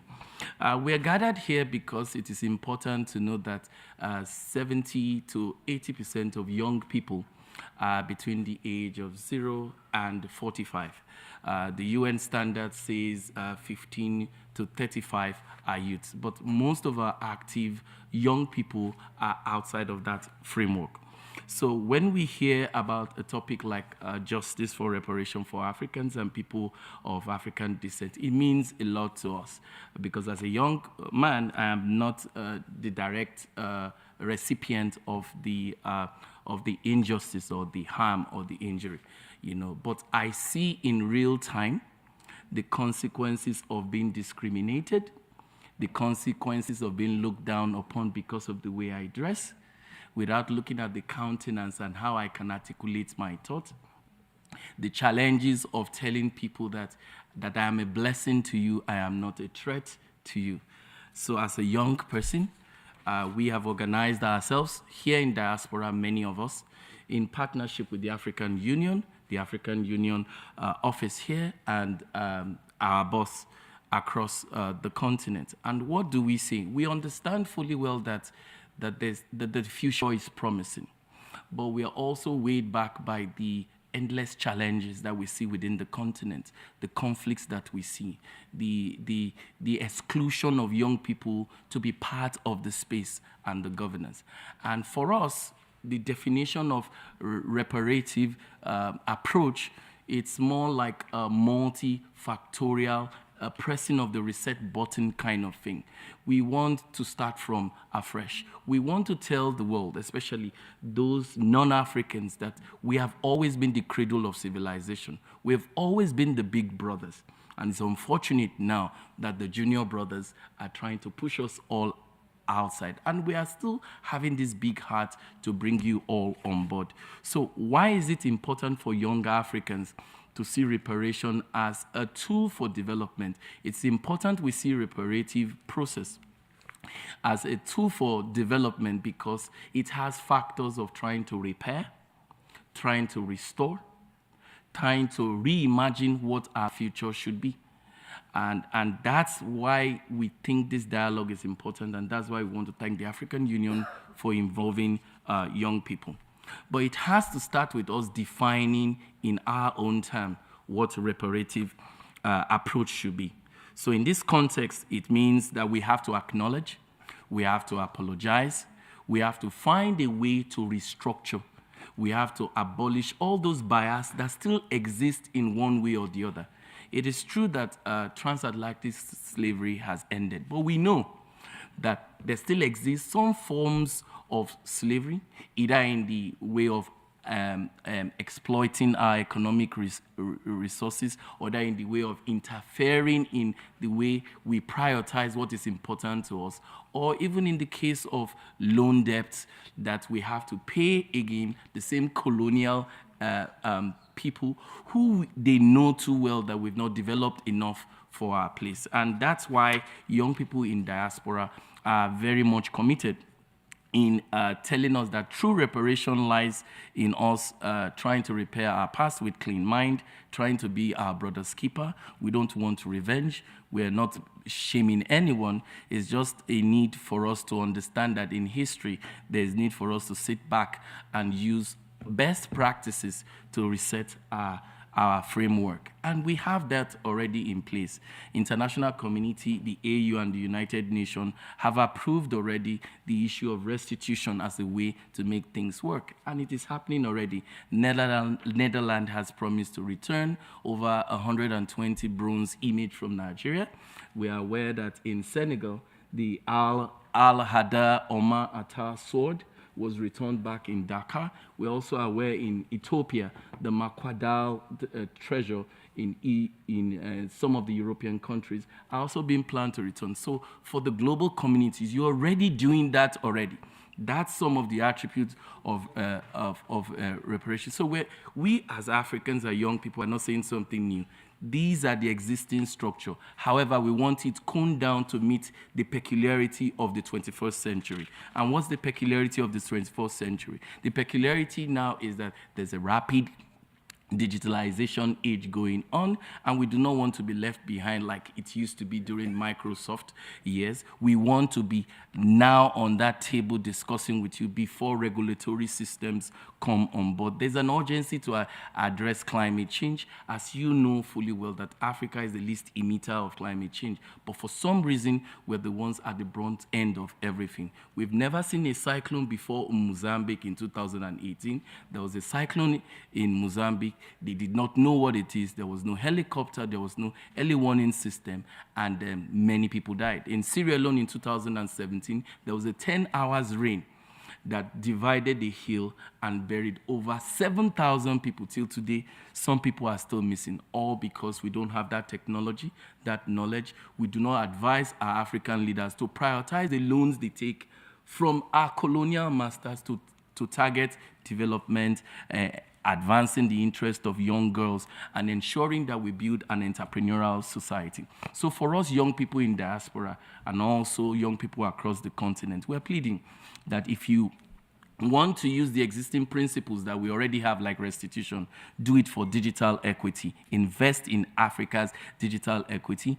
Ensure that the broadband or the internet space that we have is much more broader. Let's encourage more coding. Let's ensure that when these leaders come to ask for loan from the World Bank, we tell them that how many percentage or what is the allocation given for youth entrepreneurial fund, and that without such funds or without such tracking modalities, it will not be given. Let us address climate change for what it is. Let us ensure that as we gather the monies and commitments on addressing and meeting our 2015 Paris Accord commitment for Africa, that special funds are set aside for the African continent to address their immediate need. That includes adaptation strategies, mitigation strategies, the need for renewable energy, because we now know that for the digital age, any energy that is absent out of the digital age will also still lead us backwards. So if we can integrate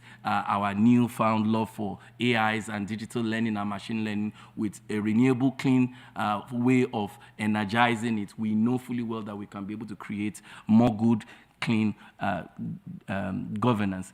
In January this year, 19th, I led a team of people to the World Bank to meet the World Bank Vice President, and we discussed on how IDA, a special fund that the World Bank has been giving to member nations, especially Africans, who meet all the requirements of transparency, accountability, get to do. And we profiled and also gave them some recommendation. One of the recommendations we gave for them is for them to always announce and publish fundings that are given to every African country.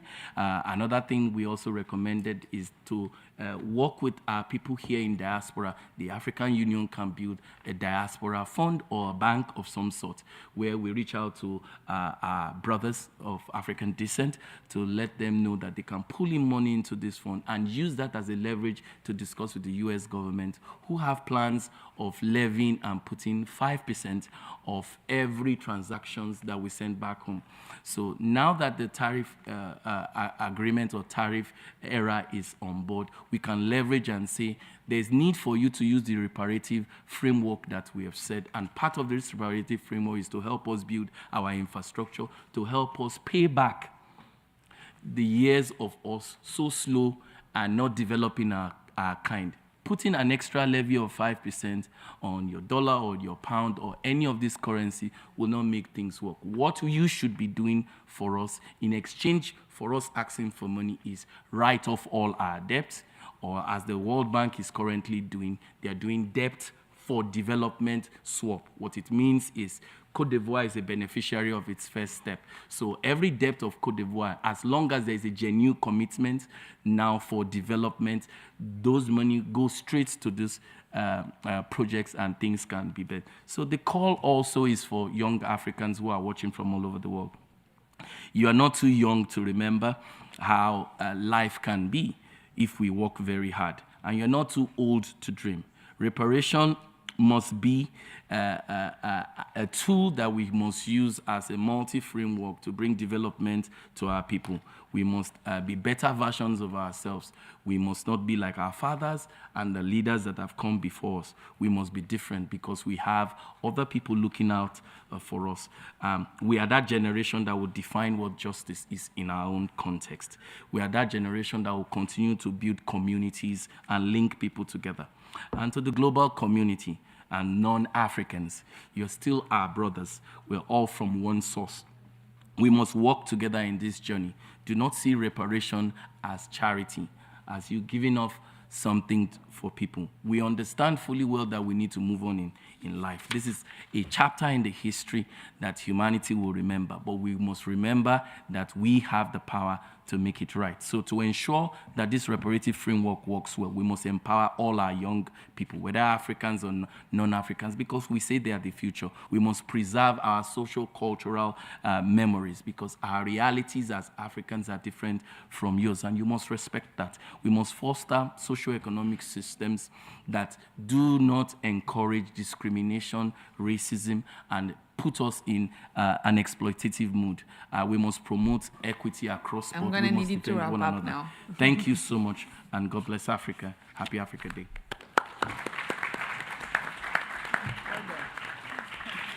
I thank our young speaker for his very detailed and thoughtful remarks. And we will now move to opening the floor for remarks from the floor. Like I said at the beginning, those that have registered will take the floor first, and then we will give the floor to other speakers as they press their talk button to indicate that they wish to take the floor. And in this moment, I will invite the permanent representative of Colombia to take the floor. Tiene usted la palabra, señor. You have the floor.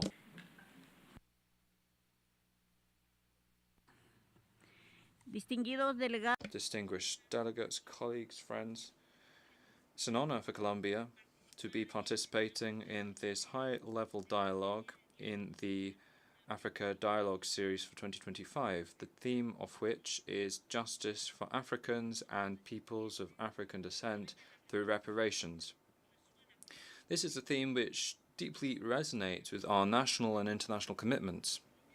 Colombia recognizes that the transatlantic slave trade, enslavement, and colonialism were not just crimes against humanity. Their consequences are still present in social, economic and cultural structures within our countries. Because of that, we have taken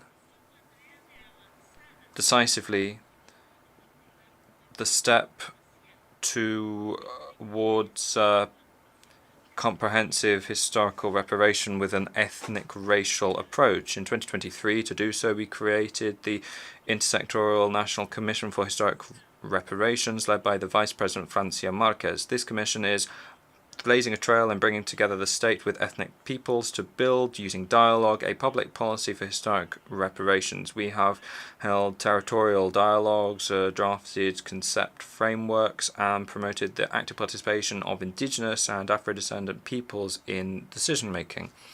In addition, Colombia has strengthened its foreign policy with a racial justice vision. We acknowledge that African and Caribbean countries are vital allies in combating racism. From Colombia's point of view, the UN Declaration on the Promotion, Protection and Full Respect for the Human Rights of People of African Descent will be a major step, and we believe it is a first universal document on the way towards recognition, justice and development for people of African descent. Our diplomacy has transformed itself into a tool of memory, inclusion and reconciliation through cultural exchange, South-South cooperation and alliances with Africa and its diaspora. We are working for people-centered diplomacy, environmental justice, as well as ethnic, racial and gender justice. Colombia today reaffirms its commitment to truth, memory and justice, because only by acknowledging the past can we build a dignified future for the world's people of African descent. Thank you very much. Muchas gracias, señora. Thank you very much, Ambassador. And thank you so much for your words. I will now move to the next speaker, and I will give the floor to the permanent representative of Rwanda.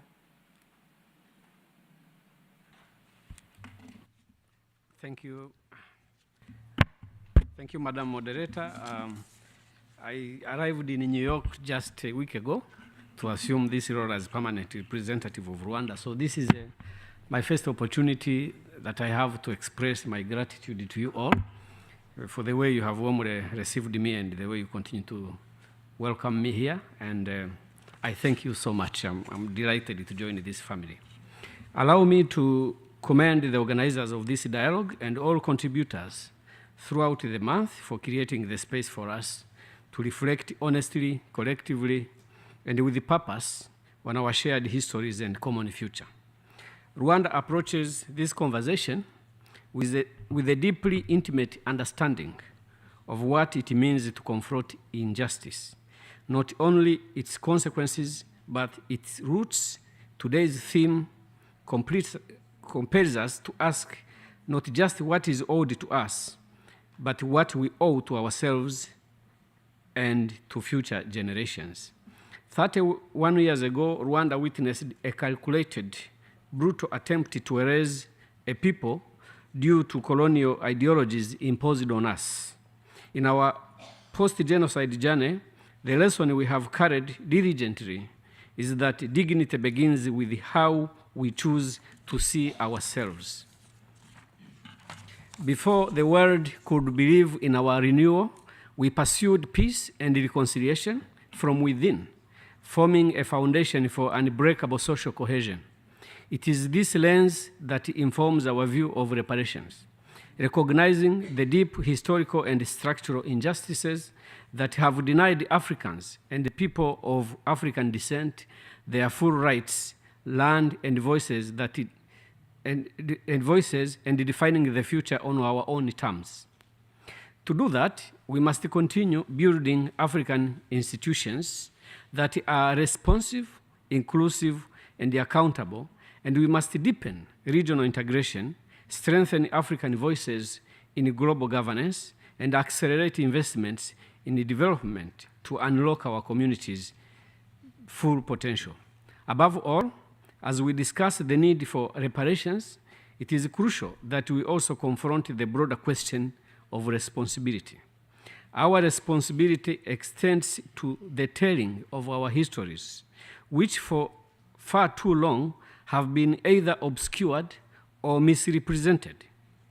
These histories should not be mere footnotes of colonial legacies, but recognized as chronicles of resilience and survival in order to amplify our lived experiences and to ensure that African voices are at the forefront of global conversation. Rwanda stands ready to uphold this responsibility and to work in solidarity with the people of African descent in ensuring that true justice lies in the permanent commitment to equality, agency, and shared prosperity. Thank you. I thank the permanent representative of Rwanda, and I pass the floor to the permanent representative of Egypt. Sir, you have the floor. Thank you very much, distinguished moderator. First and foremost, I wish to add my voice to all previous speakers in commending and thanking USG, Cristina Duarte, and my dear sister, Ambassador Fatima, for organizing that wonderful event. Indeed, very rich discussion. Everything has been said, but at our end, just and thanking all my distinguished colleagues sitting there in the high podium as panelists. It is a grace that we are convening to look at the lines of actions here in the UN where we can care better for Africa and the African interest. One of them, of course, is the second International Decade for People of African Descent. Egypt is a strong advocate and endorses all the efforts to promote and protect the human rights and fundamental freedoms of Africans and people from African descent, and attaches great importance to the elimination of racism, racial discrimination, xenophobia, and related intolerance. As well, very proud of the theme for this year in the African Union, Justice for Africans and People of African Descent through Reparations. This is a great initiative that reflects the African commitment to promote human rights and strive for redressing all forms of historical injustice the continent has been subjected to. In this regard, I wish to stress once again that Egypt emphasizes the necessity of taking concrete measures to address and eliminate structural racism, including racial profiling, unequal access to education, healthcare, housing, employment, and social services, and the use of technology. In addition, as well, I'm happy that the discussion has covered that element of the restitution of cultural property. This is key to that discussion of the reparation and redressing historical injustices. In this connection, Egypt continues to advocate for the operationalization and full implementation of commitments and international legal obligations under UNESCO. The colonial powers has had a lot of the artifacts of Africa in their museum. They are making hundreds of millions of US dollars, and we should not shy away from asking for what is right. What is right, that it is not theirs, it is ours.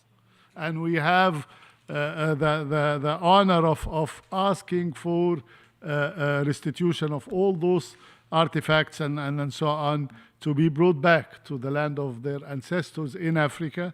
This is what I wanted to say in brief. I'm happy as well that the discussion has covered that issue of the critical minerals.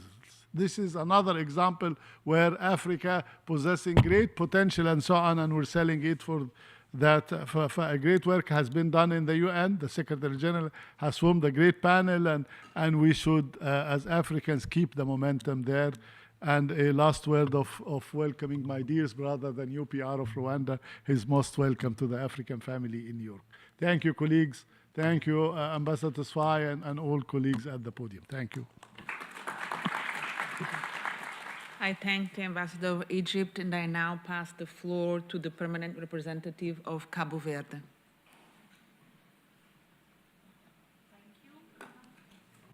Thank you, Madam Chair.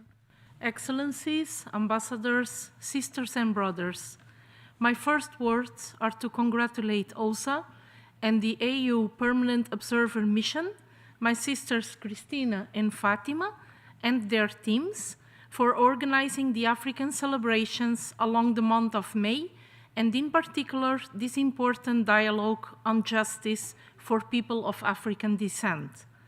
The transatlantic slave trade was not just a crime against humanity. It was the foundational violence that shaped modern global systems. Millions of Africans were taken from their homes, families were shattered, societies disrupted. The scars of this atrocity endure in the form of systemic racism, underdevelopment, and inherited inequality. Colonialism followed with its own architecture of domination. People and families separated from each other by artificial borders drawn without their consent, cultures suppressed, and institutions built not to serve the people, but to continue to extract from them.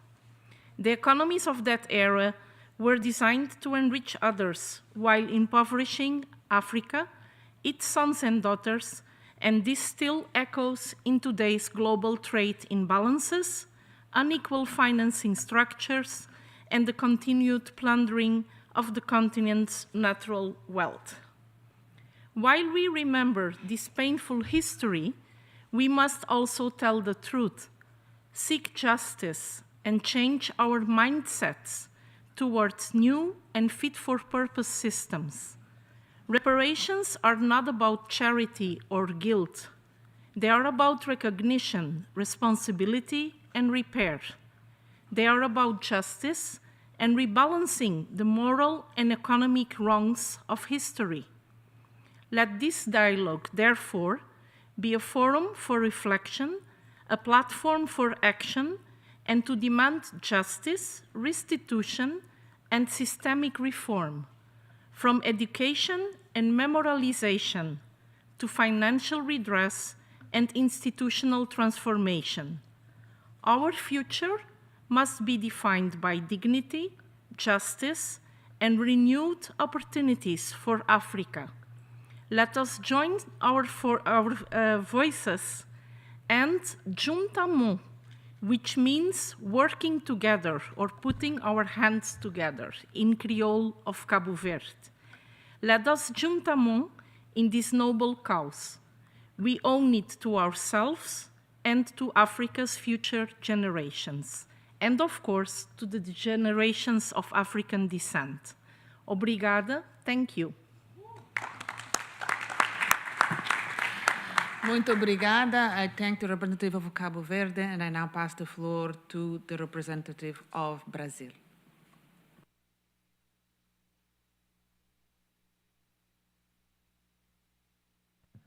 Thank you, Madam. Thank you, Madam Moderator. Good afternoon to all. Brazil would like to thank the organizers for such an important and timely debate. Brazilian foreign policy seeks to mirror our diversity and to promote racial equality, a fundamental pillar of economic development, human rights, social justice, and democracy.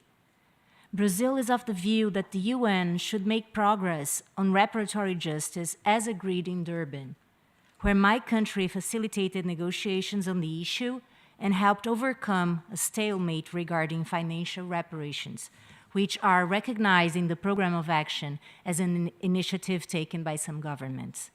Domestically, Brazil has prioritized reparation through public policies for development, including affirmative action, non-repetition measures, and memory and truth by means of international cooperation, among others.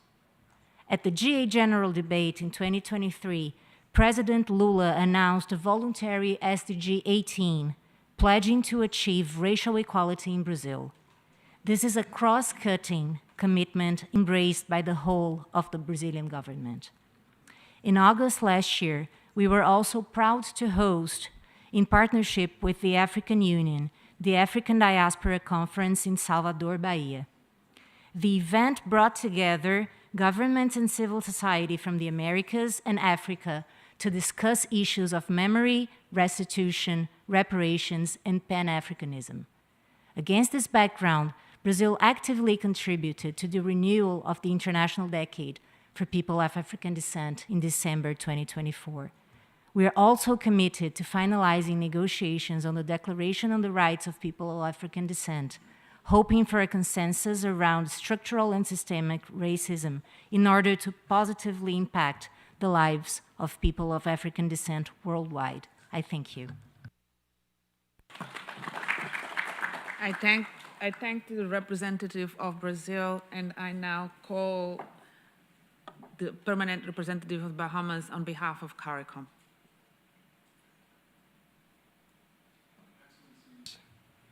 Dear colleagues, I take the floor in the name of the 14 CARICOM member states to reinforce the contribution made by the Assistant Secretary General of the Caribbean Community, Alison Drayton, who spoke earlier on behalf of CARICOM Secretary General Dr. Carla Barnett in support of this Africa Dialogue series.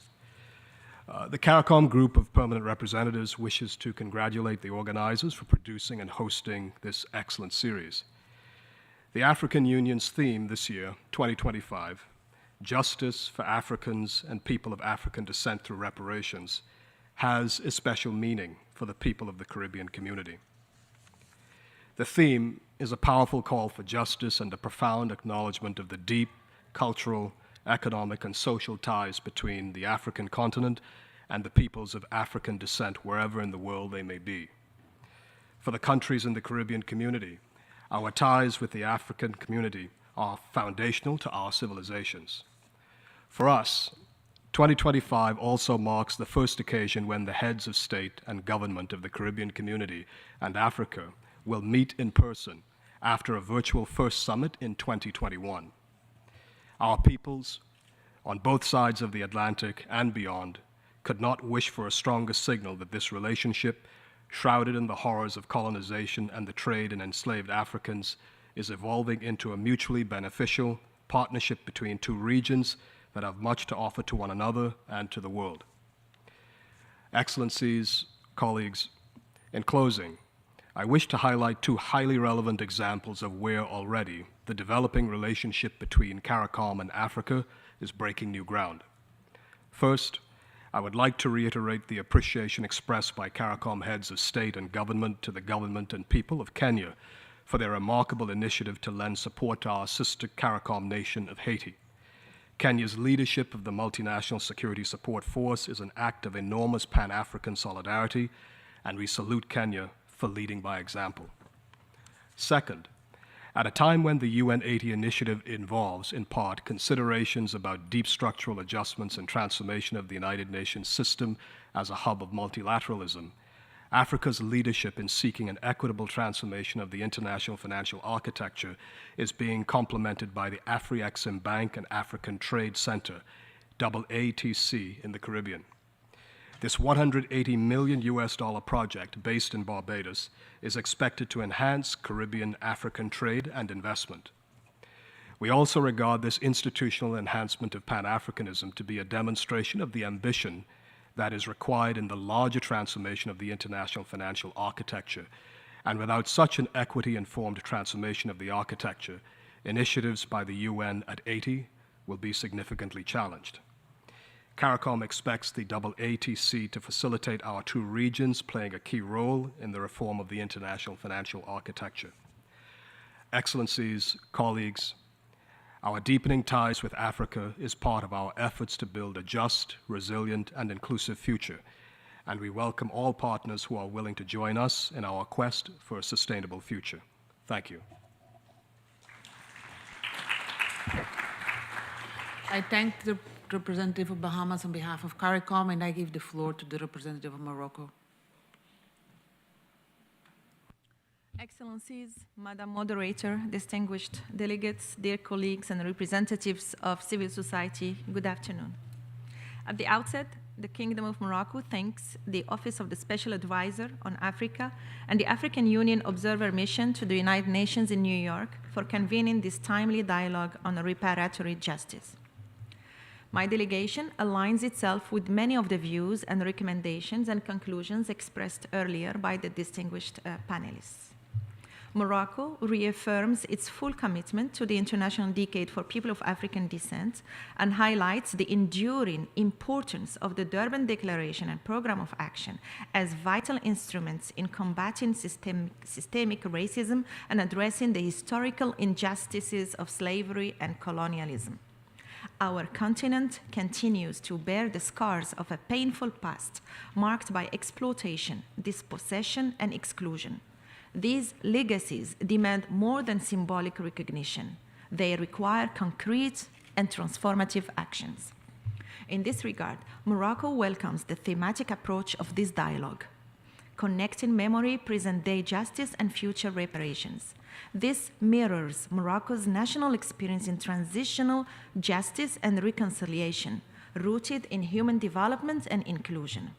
Excellencies, we do believe that we must ensure that reparations translate into structural change, particularly in education, access to economic opportunities, and the elimination of racial bias in institutions and media. Let us not overlook the need, let us also not overlook the need for debt justice. The debt burden remains a major obstacle to sustainable development in Africa.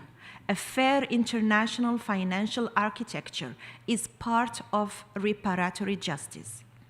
Furthermore, as we enter the age of artificial intelligence, we must avoid and combat new forms of digital exclusion, including in algorithm. Artificial intelligence must reflect African realities and contribute to empowerment, not deepen inequalities. Finally, the voices of youth and the African diaspora are essential. They are not only guardians of the memory, but also architects of the future. Their leadership must be fully integrated into our collective efforts. A question for the interactive dialogue: how can we ensure that reparation policies move beyond symbolic gestures and are indeed embedded in concrete mechanisms for structural transformation? I thank you. I thank the distinguished representative of Morocco, and I now give the floor to the distinguished representative of Kenya. Thank you, Madam Moderator. We also wish to take this opportunity to thank the organizers for hosting this critical Africa Dialogue Series event. Excellencies, colleagues, one of the core pillars of Kenya's multilateral diplomacy is the unwavering commitment to anchor global conversations that promote the respect, protection, and fulfillment of human rights, particularly the rights of African descent, the rights of people of African descent. Today's dialogue is firmly situated within that tradition.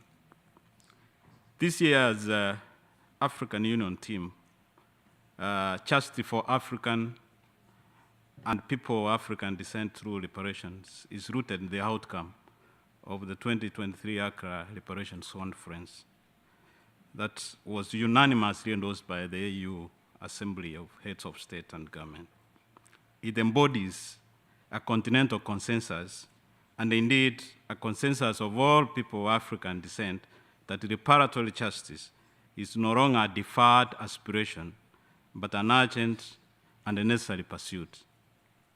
Excellencies, since attaining independence in 1963, Kenya has joined fellow African Union member states in advocating for reparatory justice in response to historical crimes perpetrated against Africans and their descendants.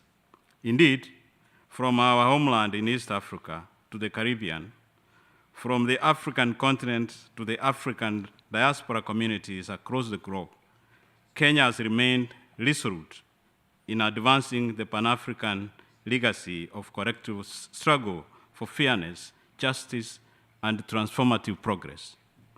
On 7th September 2021, Kenya hosted the first historical Africa CARICOM Summit. Our ongoing contribution towards the restoration of peace in Haiti is perhaps the clearest example of these cherished ideals. Distinguished colleagues, the 2001 Durban Declaration and Program of Action marked a critical turning point in the global community's journey to formally recognize slavery and the transatlantic slave trade as among the most appalling tragedies in human history. It underscored the imperative of access to justice, effective remedies, and acknowledgement of victims and their descendants. Building on this foundation, recent efforts, including the Accra Reparations Conference of 2023, have reignited momentum around reparatory processes. These processes are far more than symbolic. They are a vital instrument of healing, redress, and social transformation. Reparatory justice is by nature a multidimensional. At this heart lies a broad ambition, the creation of a just international order, one where economic, social, and environmental sustainabilities are not embedded by the legacies of an interest in justice. Kenya remains committed to make its contribution to this growing global conversation by engaging all relevant stakeholders, including faith-based organizations that are willing and prepared to examine and confront their historical legacies with courage, honesty, transparency, integrity, and purpose. I thank you. I thank the distinguished representative of Kenya. And before we continue, I'll just quickly look at my distinguished panelists here and see if anyone wants to take on the question by the distinguished representative of Morocco really quickly, maybe a very short one, 1 minute answer. Go ahead, you have the floor, sir. Yeah, so thank you very much. What I would like to say, the conversation around reparatory justice should not be limited to intergovernmental negotiation or state-centric diplomacy alone. We need to create a broad-based kind of an environment where civil society, other like-minded institutions have a role to play so that the conversation become more transformative reparatory discourse rather than a state-centric negotiation or state diplomatic approach to it. So I think we require more of a broad-based participatory governance kind of an approach in this particular kind of conversation. Then it creates room for us to be able to shape the conversation and to get the outcome that we desire. I thank you. I thank you for that answer. And I will now move to Queen Mother for her statement. Thank you.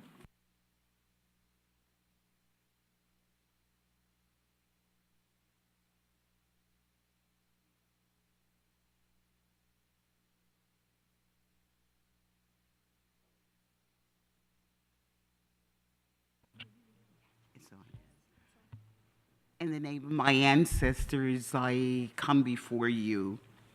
Queen Mother now is, I guess, living long for a reason and a season. I am going on 84 years old, and Queen Mother is involved with the youth. I'm the Queen Mother also of hip hop. We celebrated our 50th anniversary and Boogie Down the Bronx, and what a night it was. But going to Philemon, France, to be with the young people at the Olympics, I had never seen so many sneakers in all my life, so it was wonderful Queen Mother had her sneakers. It is important, as I'm involved with the youth, the young people, and what they're saying to Queen Mother. You have young leaders that are heads of nation, and Queen Mother have reached out to those countries looking for change, and they can't wait any longer with us continue to deliberate and chit-chat with each other. It's time to do implementation. As Queen Mother for the last 46 years, and been a humanitarian for about 56 years here at the United Nations, and I thanked the Secretary General before he left the meeting. Thanked him for the role he is playing for reparations, the greatest crime ever committed against the people. Queen Mother represents the 55 million displaced Africans of the transatlantic ocean of the slave trade. I said to the Secretary General in a little chit-chat in this room, Congressman Charles Rangel is now an ancestor. He is an ancestor, just passed away on Memorial Day in this country, the United States. And he was just shocked as I spoke to him a minute ago.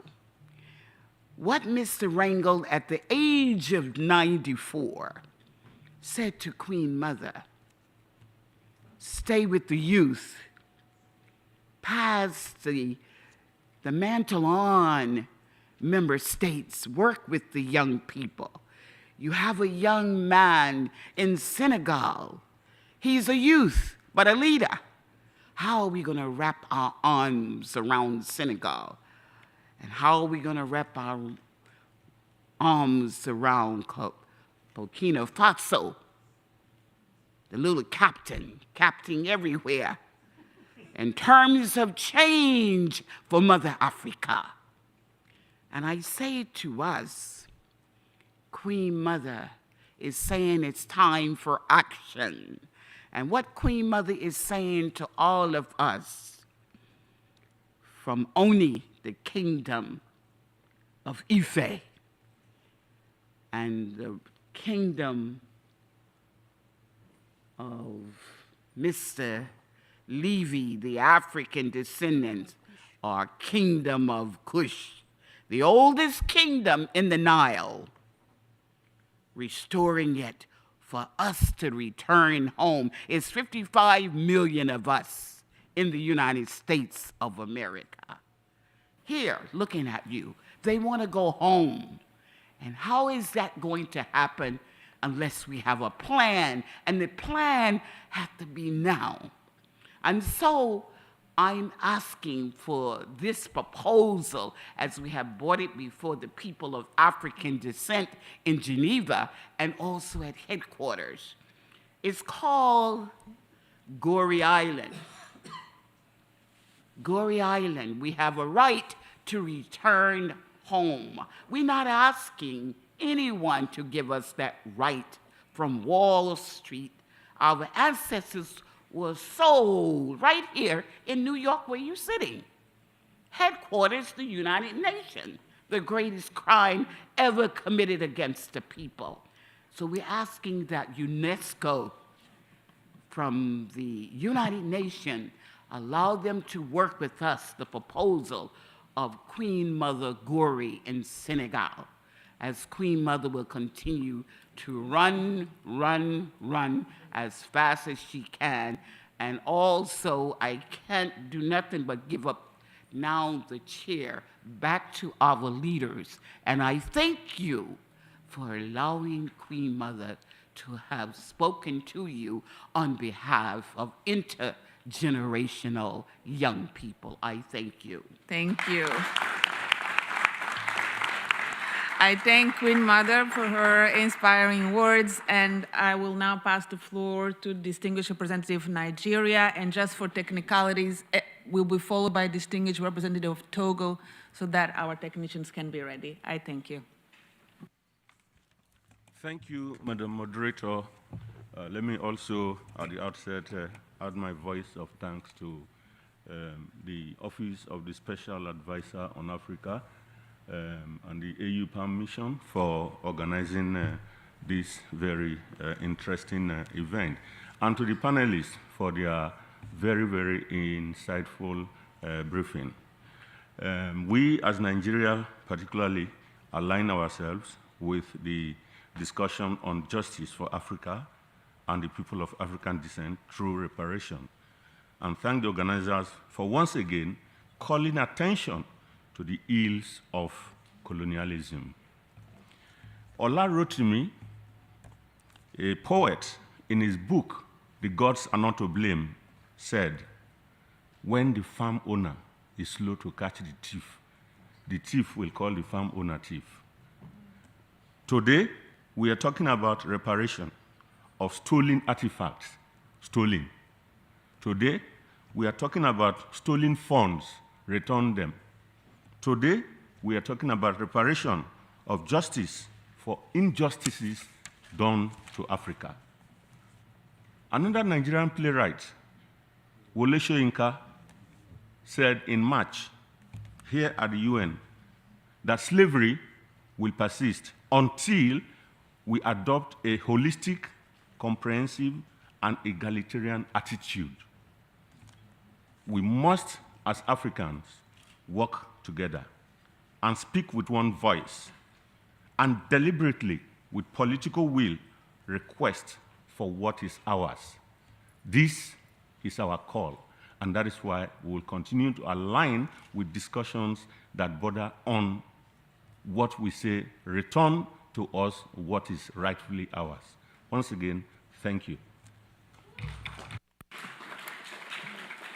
I thank the distinguished representative of Nigeria, and I pass the floor to the distinguished representative of Togo. You have the floor, sir. Thank you, Madam Moderator. At the outset, I'd like to echo my colleagues in congratulating the various panelists for their presentations, which were clear, accurate, and concise. Ladies and gentlemen, justice for Africans and those of African descent requires examining the question of reparations. It's not just about looking back to the past, but actually repairing the very real consequences of the system of exploitation, violence, dispossession, all of which still persists today in other forms. Togo, by officially taking the floor, has clearly set out its position. Reparations are a right, not a favour. They must be comprehensive, economic, educational, symbolic, and arise out of a sincere dialogue between Africa and the erstwhile colonial powers.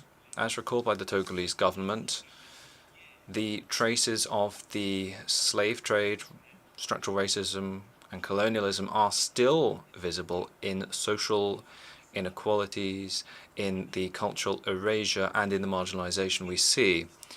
Ladies and gentlemen, we must restore dignity and the memory to the people of Africa. Refusing to provide such reparation is a refusal of justice. Accepting them is to acknowledge the facts and to make good on wounds and set the foundations for an equitable future in place. Ladies and gentlemen, Togo, through me, calls for this responsibility to be shouldered. Let us now ensure that these calls are acted on. Thank you. Je vous remercie. I thank you. Distinguished representative of Togo, and I will now give the floor to seat 2664. If you could raise your hand, 2664, your light will be on. Yeah, it's red, it's you.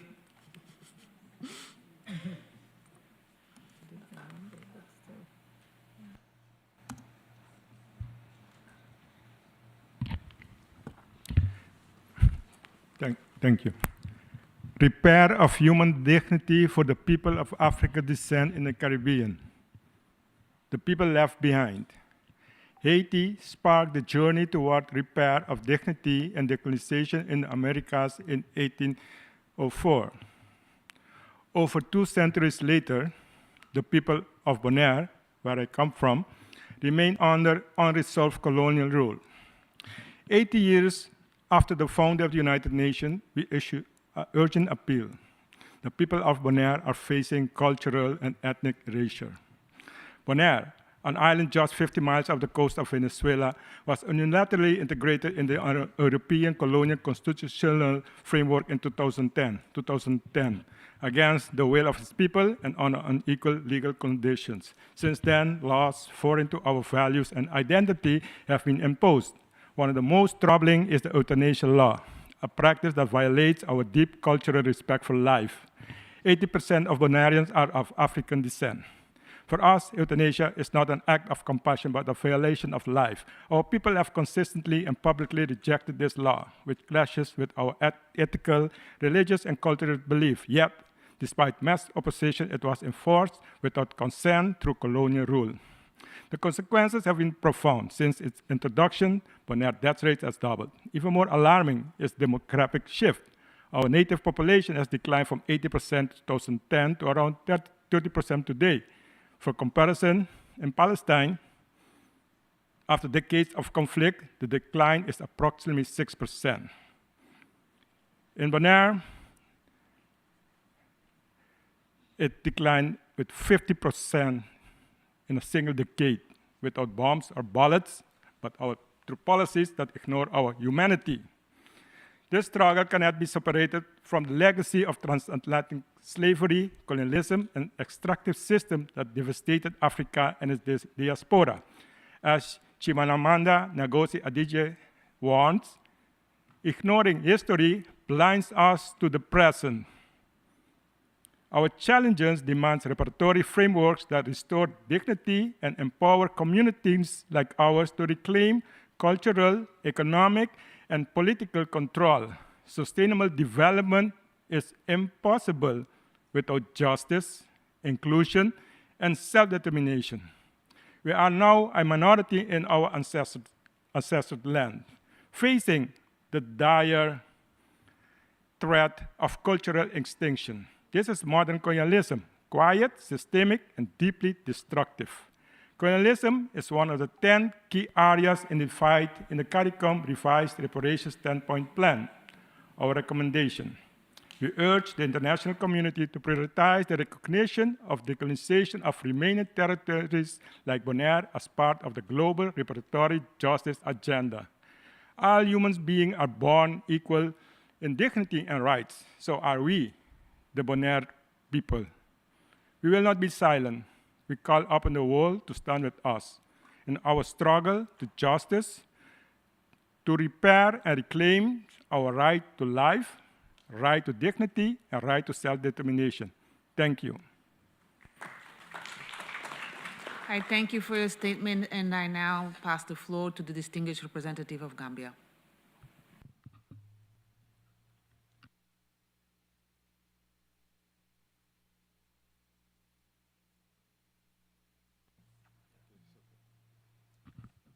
Can you hear me? Thank you, Madam Moderator. At the outset, we thank the Office of the Special Advisor on Africa, as well as the Permanent Observer Mission of the African Union to the United Nations for hosting this important high-level policy dialogue, which comes at a critical juncture on advancing the cause of justice and reparations due to Africans and people of African descent. Slavery is an appalling tragedy in the history of humanity, not only because of the abhorrent acts committed, but also the economic devastation it has imposed on our continent. As a country, the Gambia is acutely aware of the historical and racial injustices emanating from the evils of slavery and colonialism and their lingering harmful legacies. Therefore, the demand for reparation is not only a moral and legal responsibility to rectify the grave wrongs perpetuated against the continent, but also an acknowledgement of the great contribution Africans and people of African descent made to the development of many civilizations and advanced economies throughout the world. Hard conversation on these emotive issues must be further encouraged through a platform with informed narratives to reinforce our commitment to using a dark chapter of our history as a springboard to channel our resolve to address all forms of discrimination and injustice visited upon our continent and people through reparations. The Gambia therefore commends this high-level dialogue as a moral compass for seeking structural reforms within the international system to correct inequalities and redress injustices rooted, among others, in slavery, subjugation, and colonialism. We also commend the proactive step of the African Union in mainstreaming the reparations agenda in their activities and programs scheduled for this year in line with Assembly Decision 884.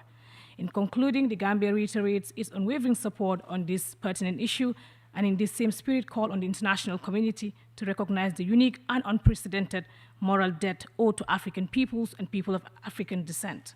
We also call for greater political will and commitment towards ensuring the success of this reparation initiative, as well as lending support to ongoing efforts for the return of artifacts, monuments, human remains connected to our memory as African people. With these remarks, Madam Moderator, I thank you for your kind attention. I thank the distinguished representative of Gambia, and I will now pass the floor to the distinguished representative of Cameroon. Thank you, Madam Moderator. And I use this solemn and special occasion to thank Madame Duarte, the Special Advisor for Africa, and Ambassador Fatima, who also set up this high-level interactive dialogue. Madam Moderator, yesterday, because of the colonialism, Africa had been let down, left behind. Yesterday, because of the slavery, Africa had been let down, left behind. It was delayed as continent of despair. But today, we stepped up, and Africa put up a vision, the vision of Agenda 2063. Africa put up a vision, the vision of the free trade zone. That vision is a united Africa, peaceful Africa, transformative Africa, good governance, driven by our own citizen, cultural identity. That's the vision we have put up. We have designed around that vision 7 aspirations. And in the 7 aspirations, we have crafted priorities for the first decade of action, and we are now moving by the priority of the second decade priorities. We are up. But, Moderator, if we are not very careful, tomorrow we will be again left behind. Why? Because of this digital area. Resources for moving the digital area are in Africa, natural resources, including even human resources. But if we are not clever, other continents will come, pick those resources, and move in front in the digital area. Everything is set up. If we are not careful, we will be in the kingdom of Mr. Google, the kingdom of Mr. Apple, the kingdom of Mr. Meta, the kingdom of Mr. Amazon, the kingdom of Mr. Microsoft, the kingdom of Mr. Huawei. If we are not careful, tomorrow we will enter those kingdoms and will be left behind. Fortunately, we know how to say no. And I will quote a Cameroonian poet who says, in French, vous souvenez-vous. Remember, it was here our paradise was, a land of peace, of joy, of unspeakable joys. When the evening came, we were enchanted to the sound of the tam-tams. But what has that all become? The flowers of yesterday have been drowned. The land of the ancestors has been trampled upon.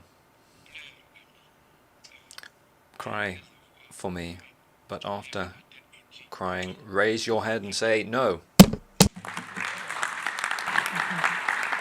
I thank the permanent representative of Cameroon, and I now ask the distinguished representative of Portugal to take the floor.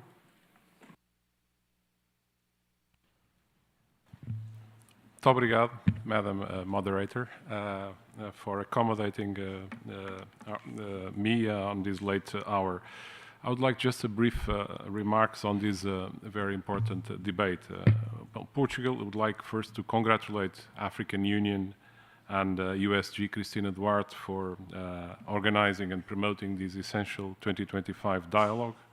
The call for justice isn't, in our view, a backward-looking exercise. It is a forward, or it should be a forward-looking imperative. Recognizing the past is essential to build a future grounded on respect. As several speakers reminded, this debate is about restoring dignity, restoring systems, and resetting relationships from an unequal past toward a fairer future.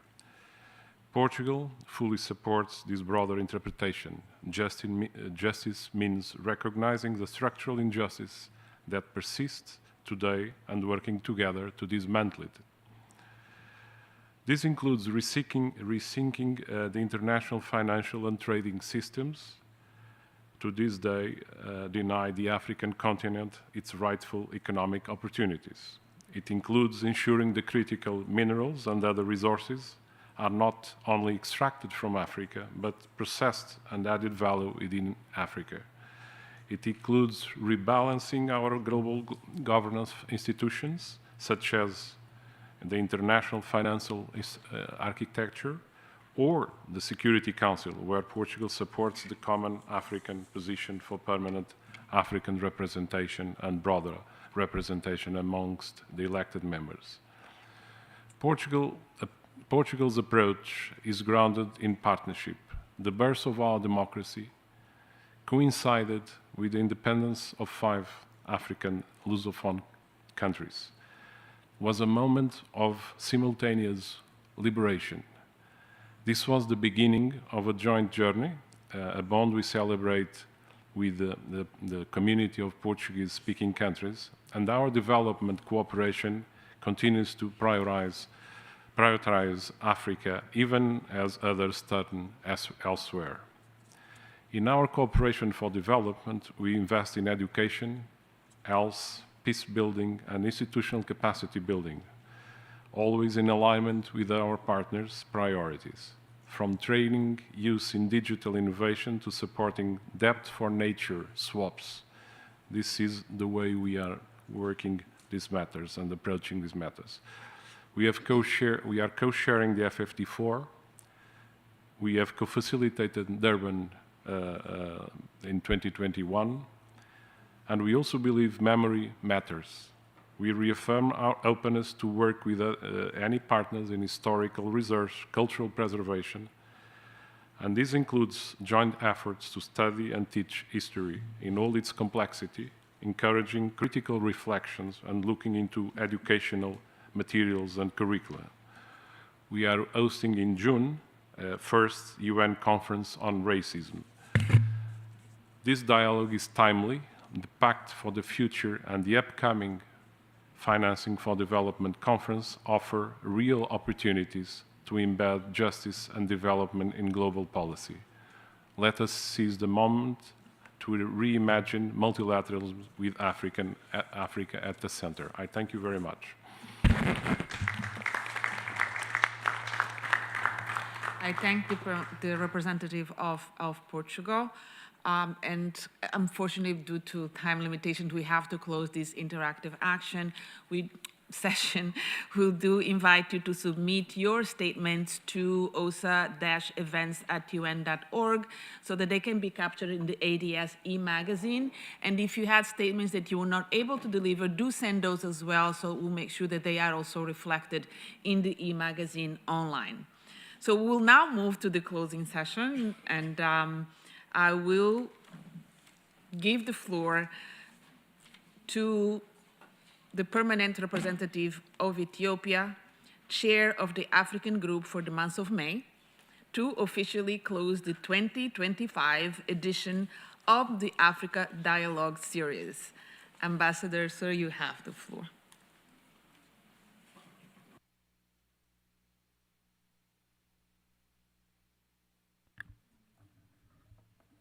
Thank you, moderator, for giving me the opportunity and the floor. Excellencies, distinguished participants, ladies and gentlemen, almost everything has been said, and literally nothing is left for me to say now. But it's a duty. I have to deliver my prepared statement anyway.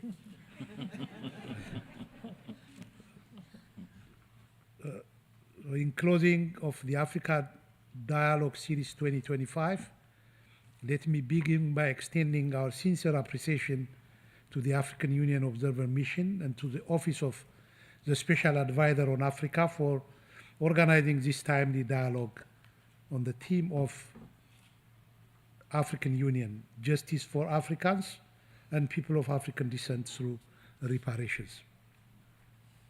The objective of the theme is not meant to look backwards or to seek for pity, but to ensure a proper closure to the colossal injustice through which millions were uprooted, dehumanized, and enslaved.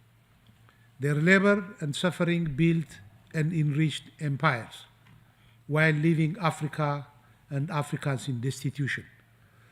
This requires appropriate closure through reparation and restoration of dignity. In this regard, we are inspired by the powerful voice of Prime Minister Maya Motley of Barbados during the 38th Summit of the African Union held in Addis Ababa last February, and I quote, "Reparatory justice is not aid, it's not gift, it's not a handout. It is a payment of a debt long overdue." Her words resonate with truth and urgency today.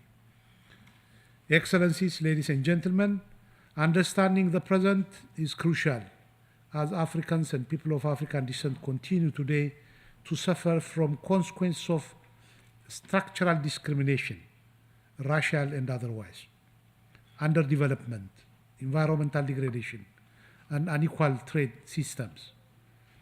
The international community should recognize the global nature of this structural discrimination and racism on Africans and people of African descent, and the economic and political and cultural wounds that continue to fester. Racism and racial discrimination anywhere is racism and racial discrimination everywhere. Emperor Haile Selassie I, in his statement at the UN General Assembly in 1963, which was later immortalized by the legendary African Diaspora singer from Jamaica, the great Bob Marley, I quote, "Until the philosophy which holds one race superior and another inferior is finally and permanently discredited and abandoned, the dream of lasting peace in the world will remain a fleeting illusion." Sadly, racism, racial discrimination, and xenophobia are still alive and well today. Therefore, the restoration of equity and dignity is not just good for Africa, but it's in the interest of humanity at large. The activities this year, including policy roundtables, youth forums, and diaspora consultations, have been instrumental in amplifying these voices. Justice must be holistic, participatory, and reparative. To build the future, reparations must be seen not only in monetary terms, but as a comprehensive approach to healing and transformation. This includes restitution, public apologies, debt cancellation, fair access to technology and global markets, and investment in education, healthcare, and cultural revival. It also means empowering African youth at home and in the diaspora to define their future. This dialogue should not conclude as an event, but mark a re-energized global moral and legal movement. Africa stands ready to walk this path with all justice-seeking peoples of the world. Africa's destiny will be shaped by those who have survived the past, understand the present, and determined to build the future. I thank you.